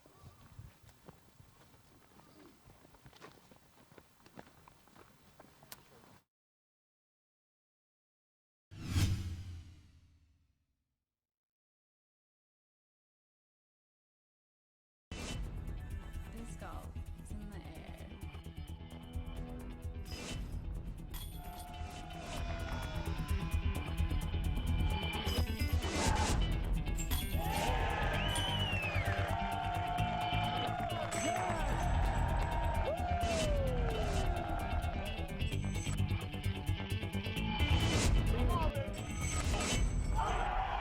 Join the excitement at PDGA.com.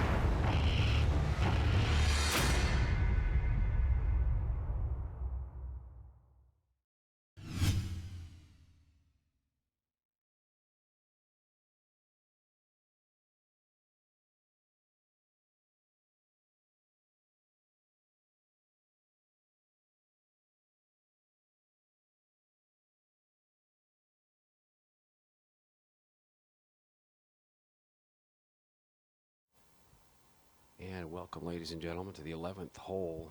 Tricky, infamous entrance to the second fairway here, too, at 685 feet. Wysocki still holding the box. It's going out to the right, and can't tell spotter signal, but I heard a tree branch. So Ulibarri will take some distance off of the sidearm. He's got to miss this tree in the center. Which he does nicely. Anything on the right half here. Ulibarri with a nice look at the very tapering entrance to the next section of the hole.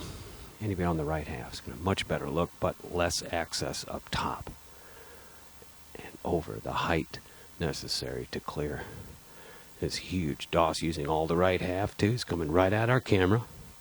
It'll skip well up into that perfect area we want to call it. That's a prescribed distance there at 330 to the pin. McBeth. Well, no doubt.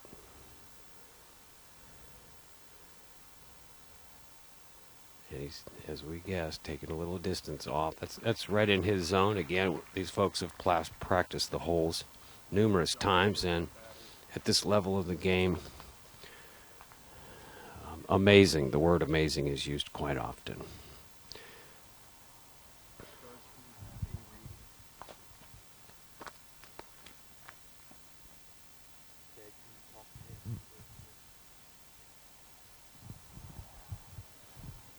Our second card of open players still on the green of 11.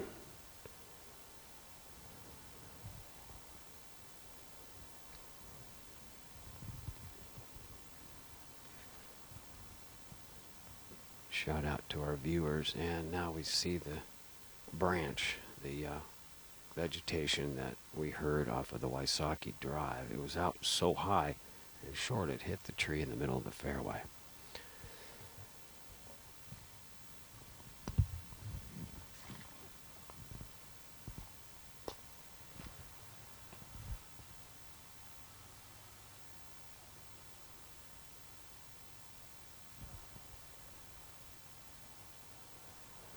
Another fun fact about our host city, Portlandia. Of course, the name of a very popular TV series on IFC, Portlandia, starring Carrie Brownstein and Fred Armisen. Just a hilarious look at the wacky ins and outs of the people and places throughout Portland. Wysocki will take a long look. His distance is no problem. It's the angle of the stance and access to the apex of the shot that he's going to have a problem with. He's about 3 feet to the right of and a foot or two behind the tree. So encumbered stance and swing space. Distance for Wysocki to the pin is going to be about 400. Just a tad less, maybe 330 from the tree up here where I'm perched. Just a 10-foot gap through the entrance to the second fairway there. Everything else out of bounds. Most of our players have been going over the huge hyzers off to the right. It's just not an ideal angle for Ricky because he doesn't have access to that spot up in the air.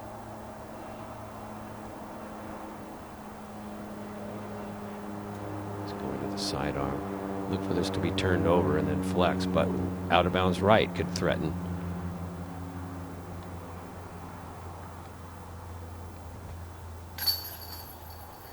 And he did catch one of those guardians up front, but it looks like it stayed safe. So did catch some roll. We just haven't had a spotter get down there yet. Okay, and they're getting a safe acknowledgement there from the spotter crew. Thank you. McBeth up next. He's been throwing from this distance, second shot each round.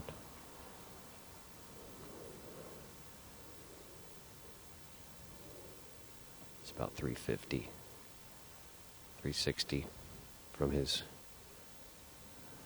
lie. you joined us yesterday, you know this pin is all the way at the end of a tapering green. Huge drop off to the right. Very thick vertical rough on the left. McBeth really reached back on this one. He got the height. Oh, and he came back nice. That's on the left. So great effort by McBeth. Ulibarri up next. Now we'll look at the same angle of approach. Only about 6 feet apart in their tee shots. So Ulibarri will have to add a little more height and angle. Another huge reach out, but that's flipped. That flips, it's going to settle down in the out of bounds. And it already looks to be by the speed of the walk of the spotter, it looks like that could be trouble for Ulibarri.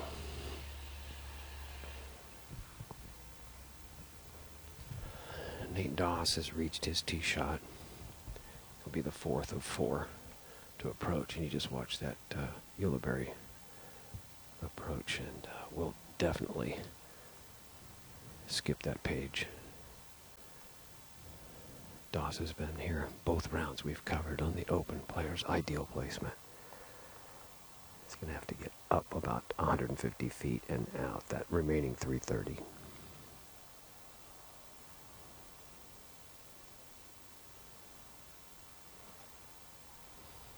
I stepped into it, so that could take a little distance off, but it's coming back nicely. Spotter's running, and he'll get a safe declare, and Doss will take a breath after the approach shot here on 11. We haven't caught up with the Ulibarri spot yet. What's going to happen is there are 2 lines that develop the closure of the path and bridge here, and that will be the last inbounds playable territory. So everything between the 2 lines perpendicular to the fairway is out of bounds. So that is where Ulibarri was last in fair territory. Means the shot only advanced about 90 to 100 feet, shooting 4. And you got the height, just going to have to sacrifice distance and just be safe left. And he's getting a red flag on Ulibarri. We saw a red flag on Ulibarri. Matthew, where's Matthew? Matthew. Oh boy. There's a lot going on in Rip City right now. And Nate, it's fairly easy to help the group deduce where they were last. It looks like Wysocki has rolled back out of bounds after that second shot. Unfortunate, but it just hit square in the tree and nowhere to go but backwards. It's one of the tricky things about the sidearm is that it has enough spin on it, but a lot of times you need to consider the rotation direction. Something about clockwise spin that just seems to be fairly universal. If that made sense to you, that you need to call me and help me understand.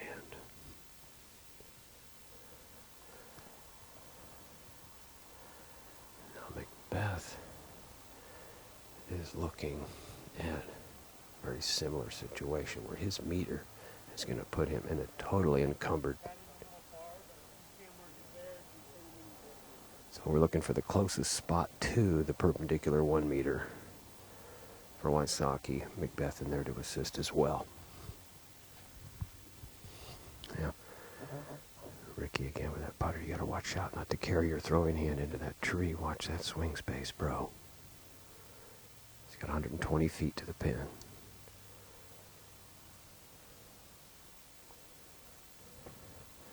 He's going for it. Oh, boy.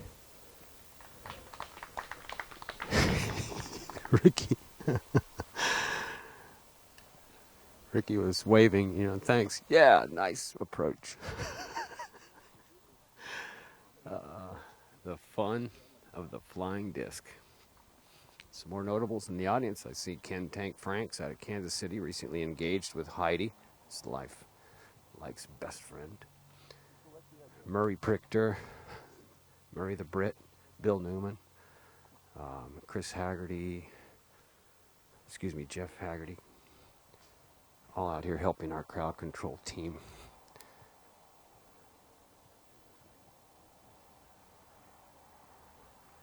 Paul's brother in tow as well. The Ulibarris out here in full force.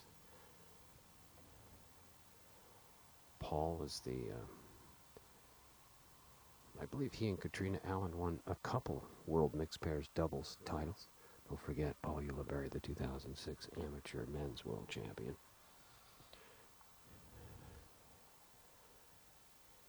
He's left himself about 50 feet, right through a thicket of trees.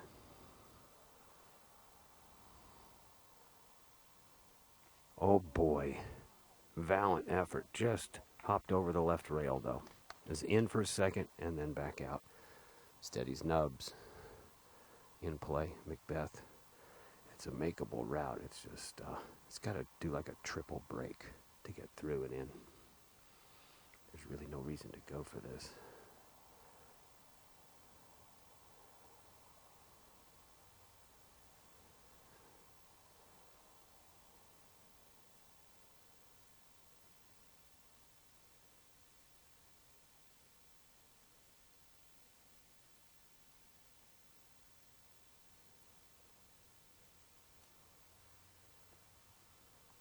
Oh boy, that had everything but the height.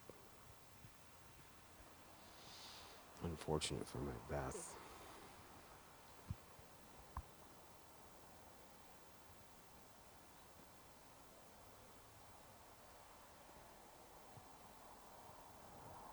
Oh boy, just a couple of slight missteps here. Doss has stepped in now. This will be a big birdie putt here for Doss to claim some space given up earlier. 30 feet. Oh, he let that go high. It just, it's a downhill putt, so just a little bit of miscalculation there. He'll have that left for par, no problem. Wysocki now will have a different number to post after the out of bounds. So this for bogey. McBeth will putt last.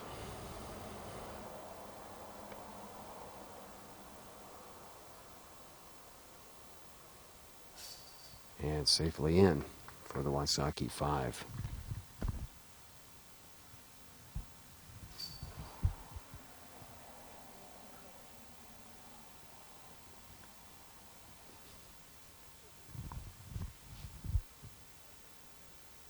Ulibarri bogeyed as well. And the Doss par is in, and I believe McBeth will be adding one as well. Quite a sequence of events here on number 11, a tricky twin fairway.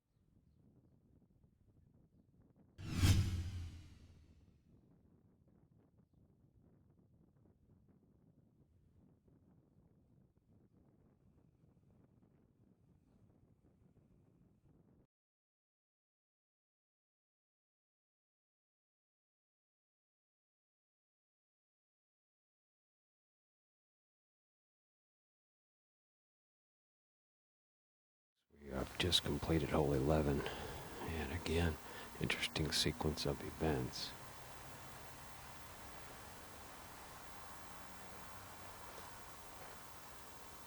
Okay, now it looks like Wysocki was not out of bounds on his approach.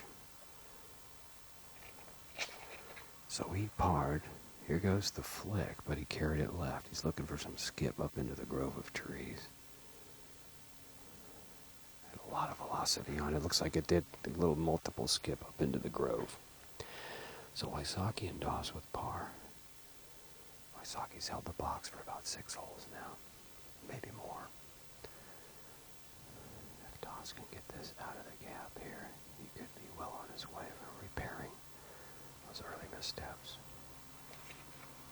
And he's out. Don't forget that incredible drive yesterday where he laced it up and into the grove about 15 feet for birdie. Doss finding that safe zone as well. McBeth can't fix everything in one hole. He knows that.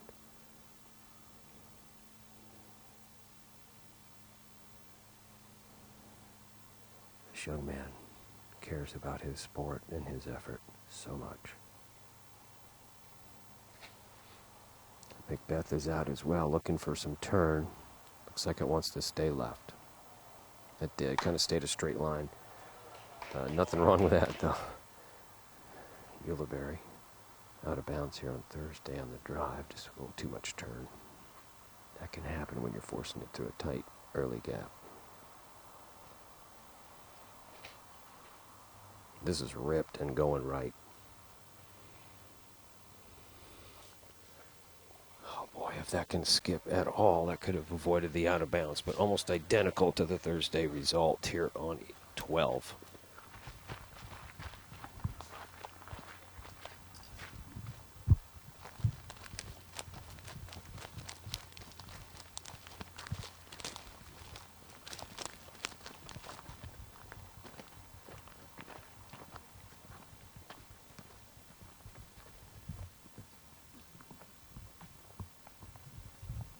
And now we enter the fairway of 11. We see that the sunshine of Oregon has decided to unveil itself here into the fairways at Blue Lake.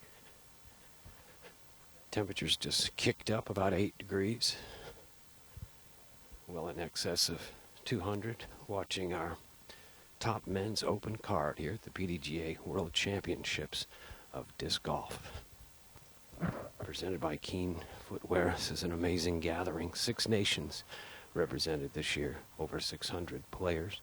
We welcome Sweden, Canada, Germany, Japan,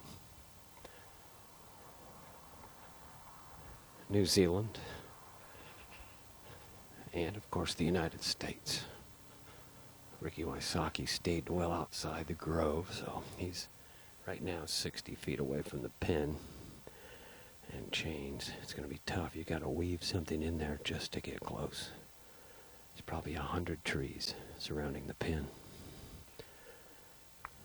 And well done there just to get into accessible space.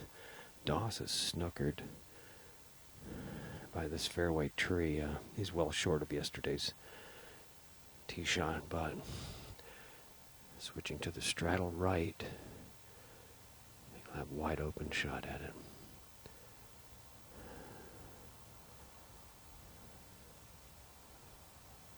Oh, never cut in. The straddle not able to help Doss avoid the obstacle there. Now Ulibarri avoided the out of bounds. He's gotten in just inside the Doss distance, so he's at about 28, 25 feet. He's having to take a knee to get under that little leafy obstruction right in his arm reach. Gentle breeze in his face.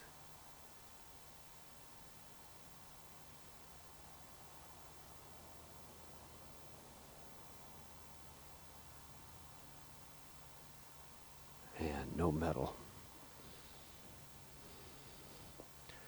Look at McBeth's drive just within 15 feet of the pin. You can notice the difficulty of all the chances to kick and be turned away from this crowded green. McBeth for his 2. And that'll wipe one off. Great solo birdie for our defending champion.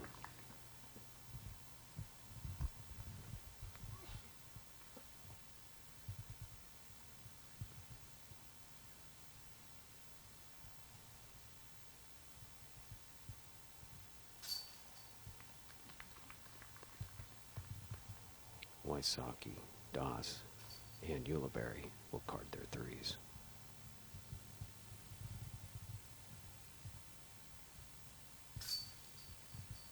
And that wraps it here at the very crowded green of number 12.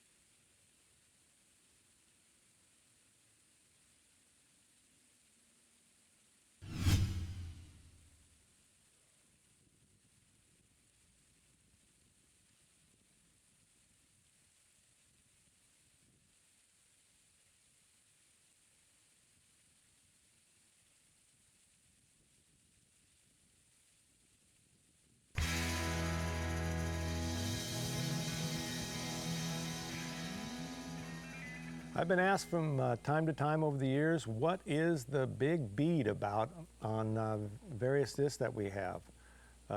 The first disc that we had the bead on was the Classic Rock, which was made in approximately 1986. And the reason why we put the bead on that disc and big bead putters and spiders and other discs that we do is to keep the disc stable for longer. A lot of people think it's to make the disc more stable, and it's not. And it never has been. It's to keep the disc stable for a longer period of time. Plus, a lot of people like the fact that it's a little bit rounder on the bottom edge than the no bead, and it feels more comfortable to them. Other people don't think it does, so they don't like that big bead. But it is to retard the wearing of the disc, not to make the disc more stable. So now you know the secret of the bead.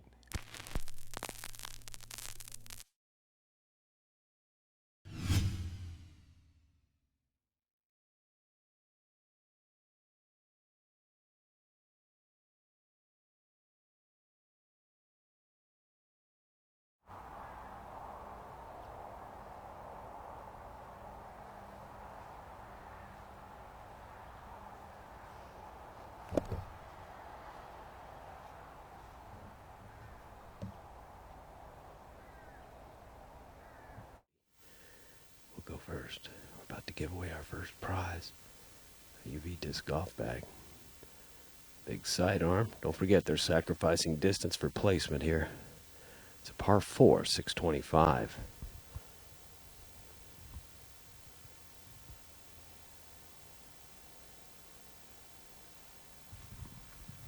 Want to congratulate Joan Graham, Planet Family member number 1264. You're our latest winner here on Disc Golf Planet. Big Wysocki sidearm. First time he's let go of the box in about 8 holes.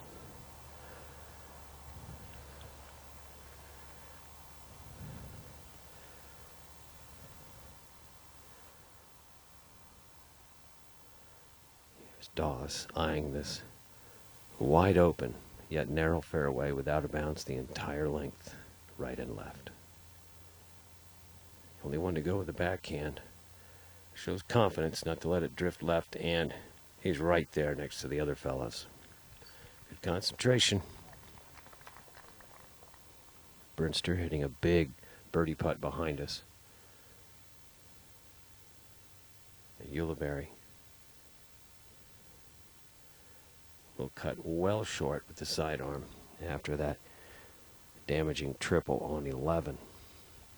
This afternoon's final, as we've mentioned before, will feature holes 1, 2, 3, 6, 7, 8, 13, 14, and 15 here at Blue Lake. That'll comprise our final 9 holes that players in all of our age-protected divisions can enjoy.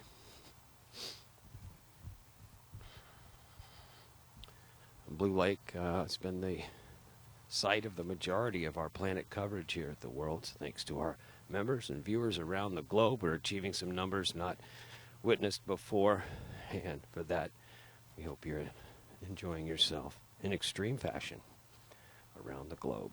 Thanks to our international viewers and your kind words. And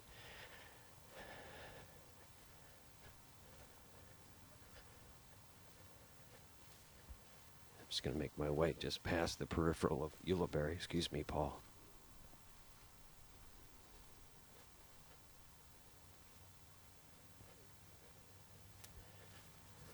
He'll have an unobstructed look all the way to the pin, about 375 remaining. This is looking awesome, going right over the flag. I mean, right over. It's a little deep, but safe. So it's probably about maybe similar to where he was yesterday on the wall, but he also guided that one in from a long distance for his birdie yesterday.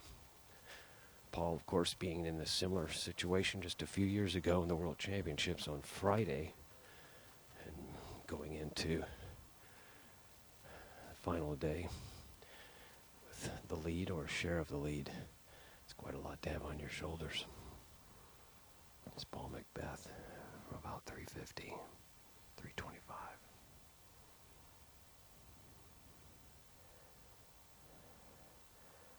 Sidearm using the breeze, tracking right at it. Nice pitch, just a simple flick, and you're within 8 feet of the pin. Outstanding proficiencies here with all of our 4 players due to the amount of practice, traveling, pressure play, top card play, cameras, action, distraction. Life is good. Prodigy's Ricky Wysocki now. From about 3 bills. Oh boy, he's using the wind to cut it right at the pin.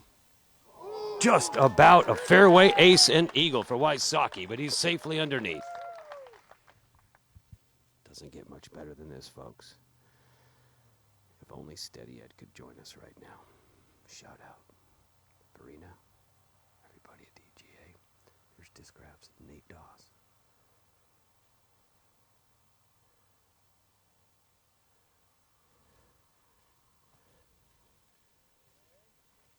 Oh boy!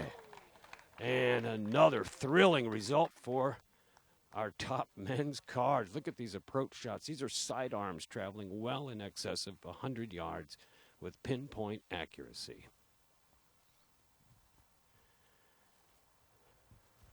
We've seen plenty of trouble with the right side out of bounds, wreaking havoc for some of our better players. More aggressive shots will end up in a higher zone of risk and result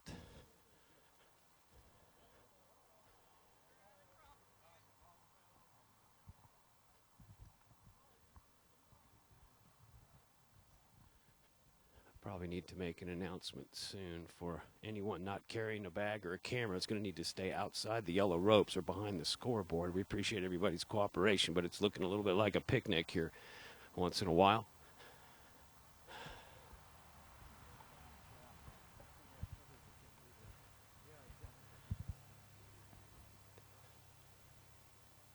Ulibarri speaking to the result of that approach shot, and it looks like he's made it over the out of bounds. That's unfortunate.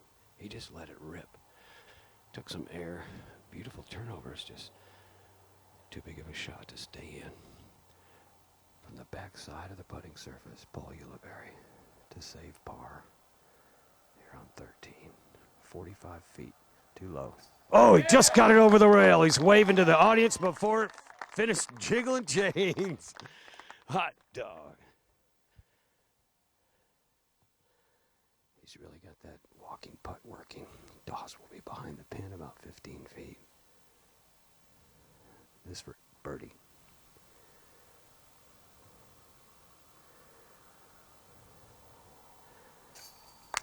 And right in the middle for Doss.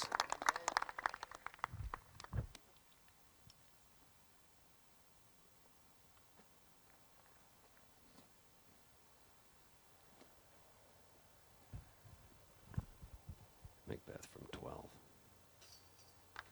Stays in.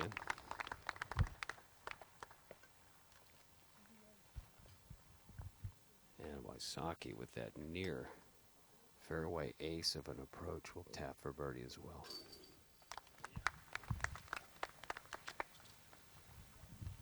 Well, just one little throw added.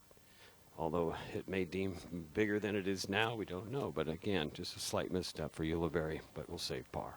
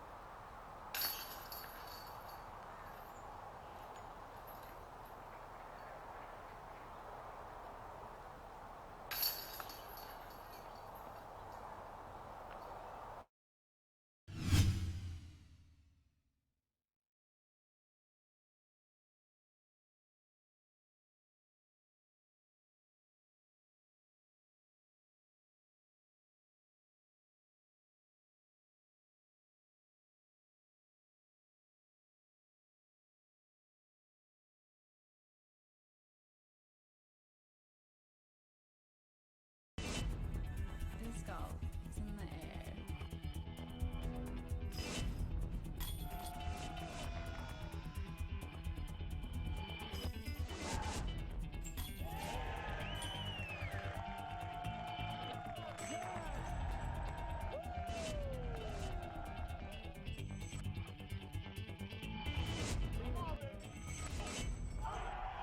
Join the excitement at PDGA.com.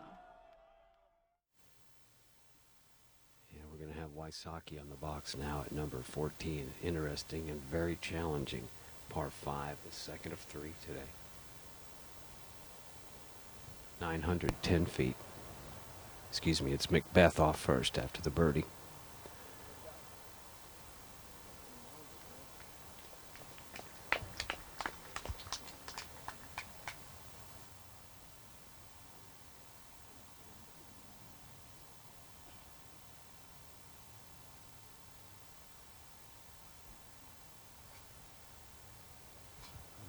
Go to Wysocki now. This takes us back to hole 2 to designate the box between Doss and Wysocki. That's how tight the match is today. Plenty of room to let it rip. Nice gliding height. Don't forget about the 2 fake lakes here on 14. And he's about 30 feet in front of the first. 450 to reach it.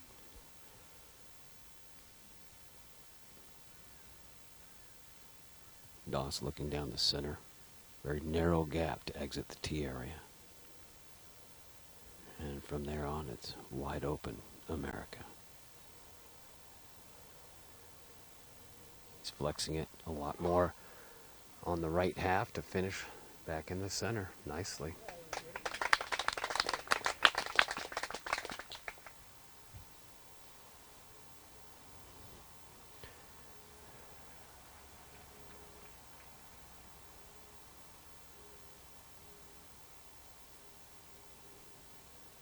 Ulibarri coming right at our cameras, but high enough and coming back nicely. It's a lot, I want to say, a lot safer than yesterday's distance, but I'll tell you what, don't forget the Ulibarri and Doss Eagles here on 14. Keep talking, Craig. It's a bit of a haul for our gallery here as well on 14, as we mentioned, almost 1,000 feet separating the tee from chains. And once you reach the 14th fairway, another sign of success is the abundant sunshine here in Portland.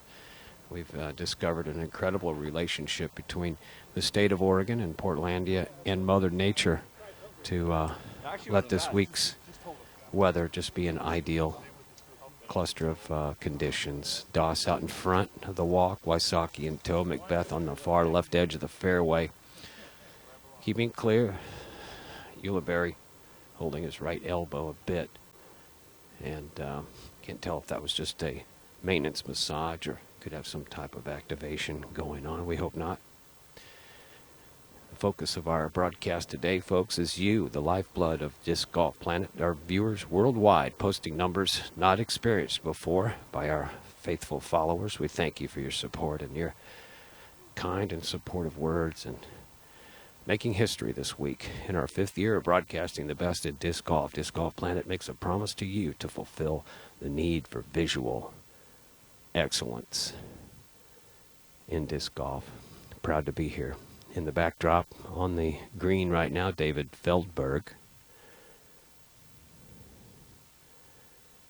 putting out.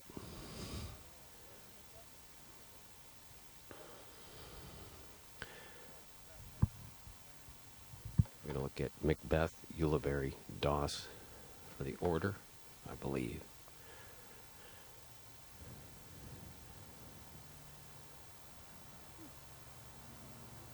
Feldberg is up and in, and we're just about to clear the green of 14. I mentioned the eagle by Doss and Ulibarri yesterday here on 14, an outstanding burst of a reaction from our gallery. So happy to see this action. We mentioned after the sun has made its way through the marine layer, we now have about a 10-degree jump in temperature. We just hit 80 degrees. So let's set it up. McBeth, it looks like after a 450, maybe 460 foot drive, we'll have about the same distance from here to the pin. It's slightly elevated, about a 5-foot change upwards to the putting surface. The wind is, as you see by the tape in these 2 force carry fake lakes, barely evident. Nothing to change the flight path of the disc, if you will. Nothing to design the shot by. So sheer power will get the discs there. And some talent. You're going to have a little talent in there. It's got a number of folks in the audience traveling far and wide to be here to watch this disc golf action all week. Forget our exciting finals coming later today. It's all brought to you by UB Disc Golf and Dynamic Discs. Here's Paul McBeth from about 450 on the par 5, number 14. Second shot. A little bit of breeze off to the right and in front of McBeth. Came out low so you can take some of that headwind out of it, and this is gliding nicely, tracking towards the green again, and probably within 50, I'm going to guess, but outstanding, well within his range for striking at the eagle.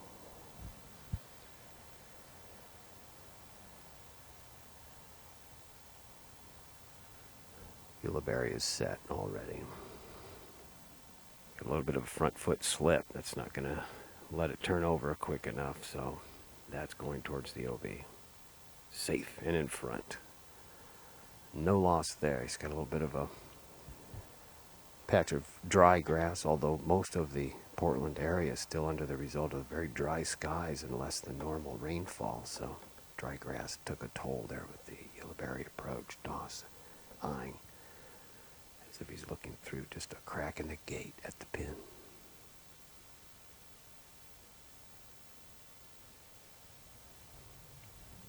Oh boy, it came out real low, but this will help the skip value. Tracking back towards the green. And Doss also powers one up into the Oregon breeze.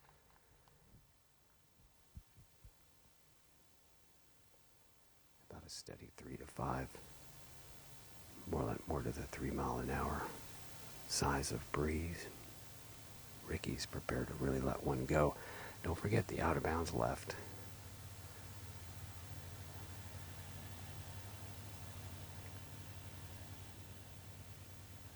Just an immense acceleration, and going right up by the pin there. Well within the circle, folks. Outstanding result for Wysocki as well.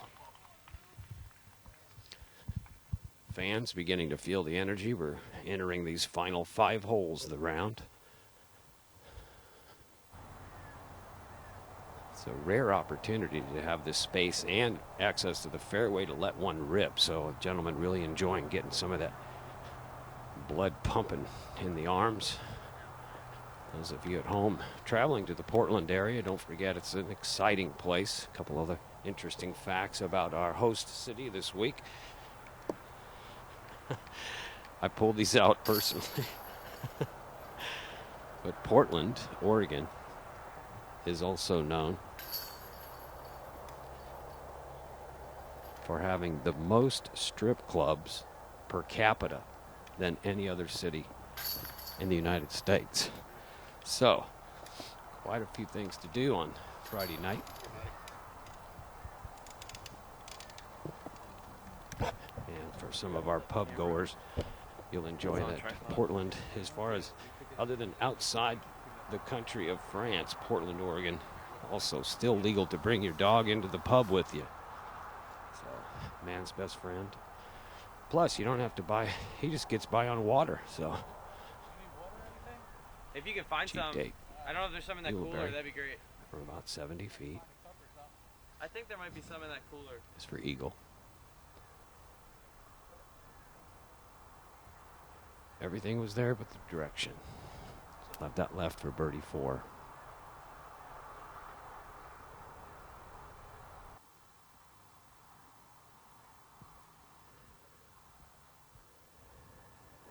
We see Doss just right at circle's edge, about 33, 34 feet. McBeth in the backdrop, warming up. That tells you that he's inside Doss distance. It's for a back-to-back eagle. Right in the middle for Doss, and he just took 2 away on 14.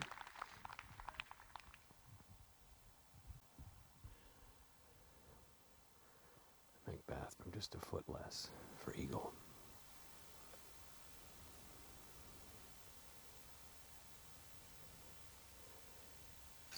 And over the rail and in the pail for McBeth. Outstanding putting style for pressure golf. Doss as well has that characteristic square up. Left edge up release. Will be coming right back with Ulibarri. I'm going to freeze and hope that I didn't distract him. Ulibarri safely in for birdie. So, Wysocki underneath the pin for an eagle from 2 feet. Ladies and gentlemen, an extraordinary display of disc golf here at the very top of the game here in Portland.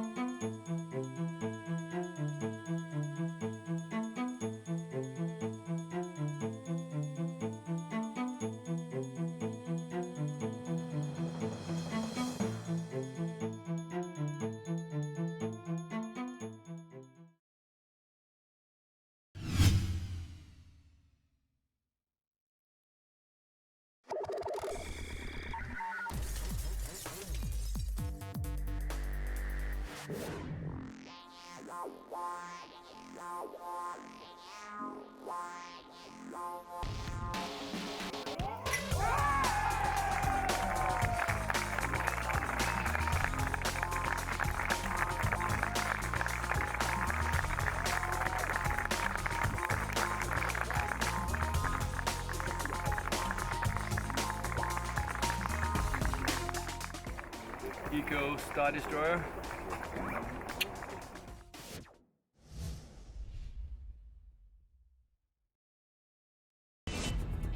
Disc golf is in the air.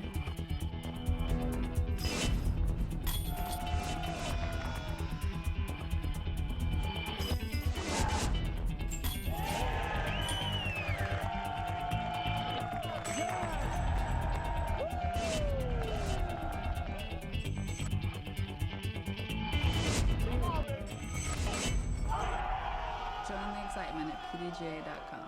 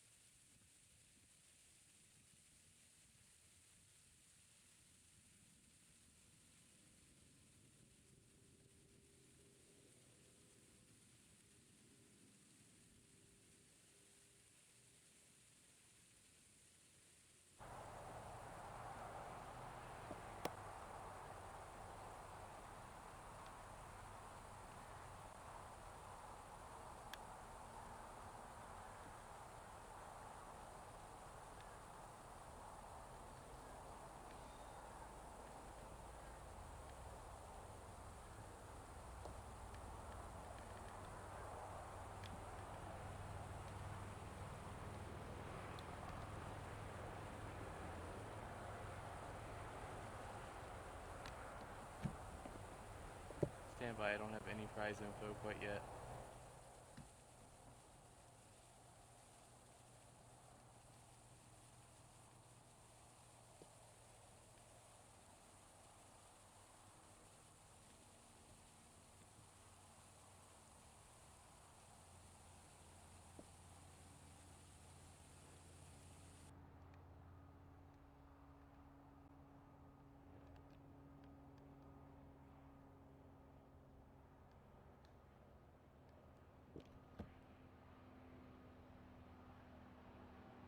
Rebecca's not here. She never got the notice that we were on this course today, so she's stuck at pier or whatever it is.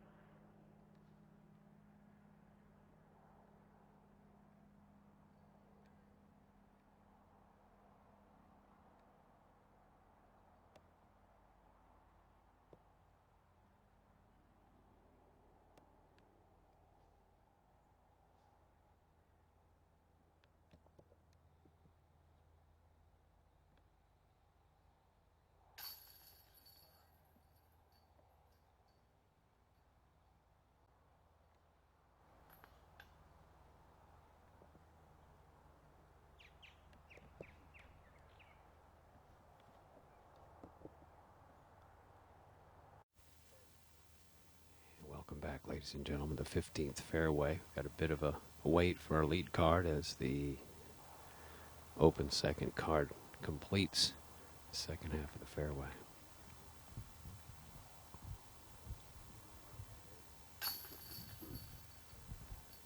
Paul McBeth after the eagle on 14 will tee first. Tremendous putting by these gentlemen.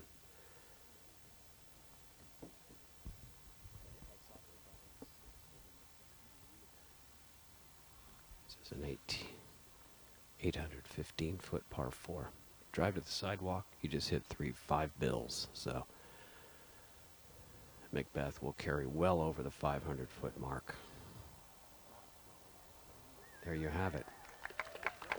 Beautiful form. It appears virtually effortless.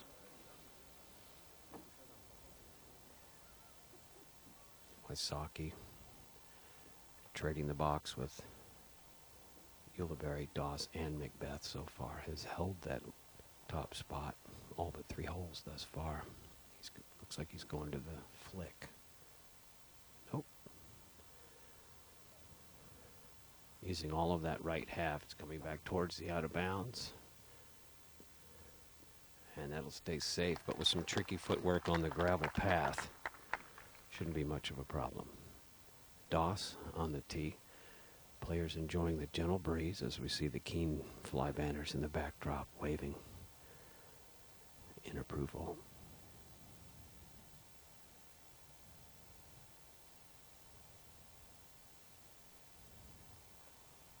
Doss comfortably managing right to left. And he too reaches the center of the 500-foot threshold. He's actually got some grass at the base where his release spot will be, so more beneficial than Wysocki. Ulibarri.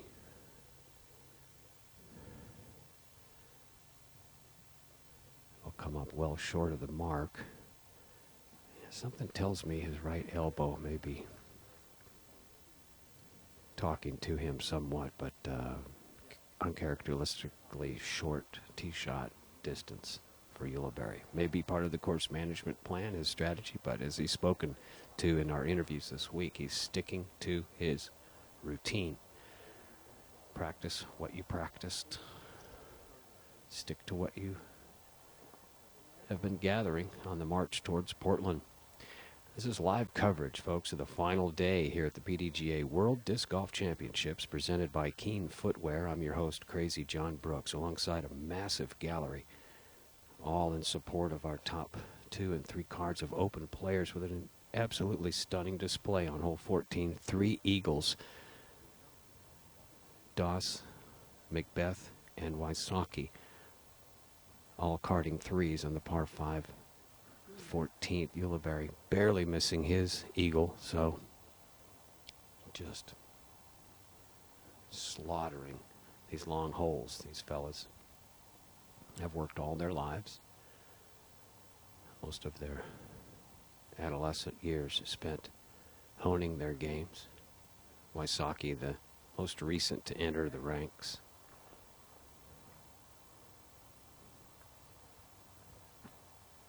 Doss and superstar, 3-time world champion in our women's ranks, Valerie Jenkins, to be married in October this year, October the 25th, their date of commencement.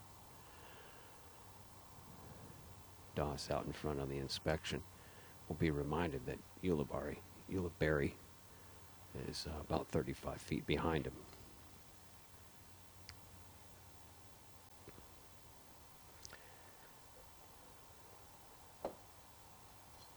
Paul, I'm going to buy you a cherry limeade for each time I say Ulibarri. Thanks for straightening it out. For instance, folks, viewers interested, Paul's last name, if we were in Spain, would be pronounced Ulibarri. And be it that we are in America, the English pronunciation, Ulibarri. So, nonetheless, it could be pronounced world champion at the end of today. Ulibarri from outside, 430, 440 to the pin.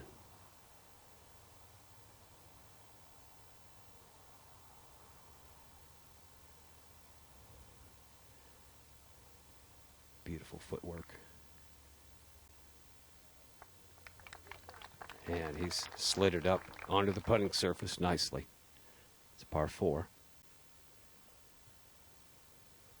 Doss from a hard-packed grass surface on the gravel path.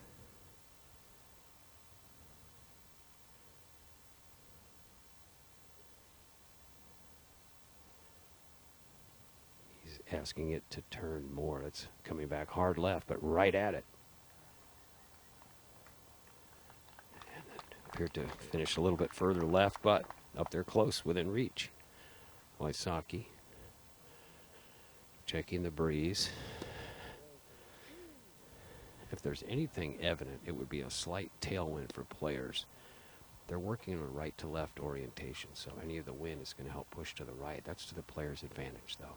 Wysocki will have some gravel under his footing on release, so something that, although interfered for a moment in reaction to Ulibarri on 14, it's going to be part of the strategy here for Wysocki. He's going to go with the putter from 430 feet.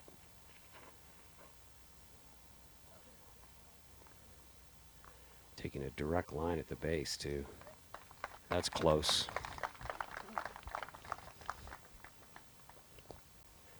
McBeth with an unobstructed lie, the longest drive of the group. He's going to line up on a backhand approach as the mid-range. That's staying right, asking it to get stable. Little grove of trees down there that could play a bit of an obstacle, but delicious greens here. Plenty of open, flat space for putting surfaces, but rarely, as we saw on hole 12.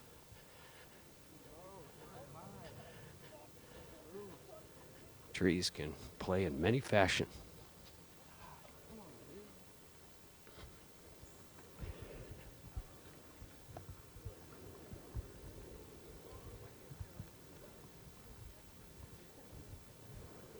Paul McBeth here in fine flying fashion here, large entourage. One of the star members of Team Innova out of California. $25,000 in winnings thus far in 2014. He took home first in the Masters Cup in Santa Cruz. Steady Ed's annual throwdown on De La Viega. And the Steady Ed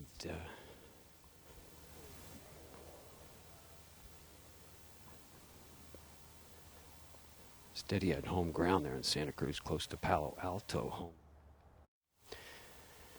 also winning the Euro Masters. Doss will be the farthest on the putting surface, about 36, 37 feet. Coming back into a slight breeze right at our cameras. This for birdie 3. He just looks fresh. And he's just really finding a line. He's done so much work to stay steady. This is a clean living, sober, very happy person that inhabits the body of Doss. Ulibarri now up close, maybe half the distance for his approach. This for birdie 3 as well. Spang. Distances are decreasing. Still waiting on them. Wysocki shot is just maybe 3 feet. He's had 2 impeccable approaches. One for eagle, this one now for birdie. McBeth in. A lot of energy on that putt. Look at the distance on that approach from 435 feet. It's just outstanding control of the flying disc. You're watching the World Championships. That's right. Super Saturday.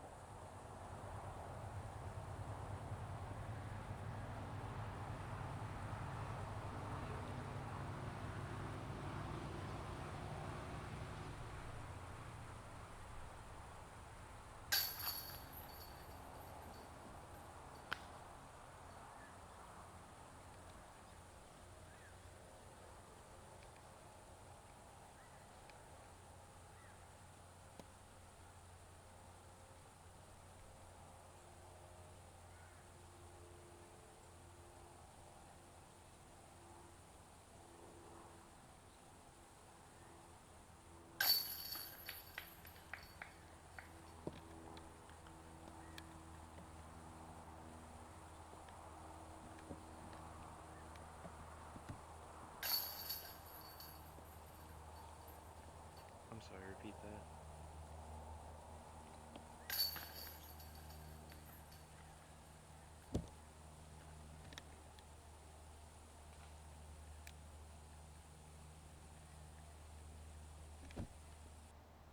I just texted her. She said she doesn't have a ride.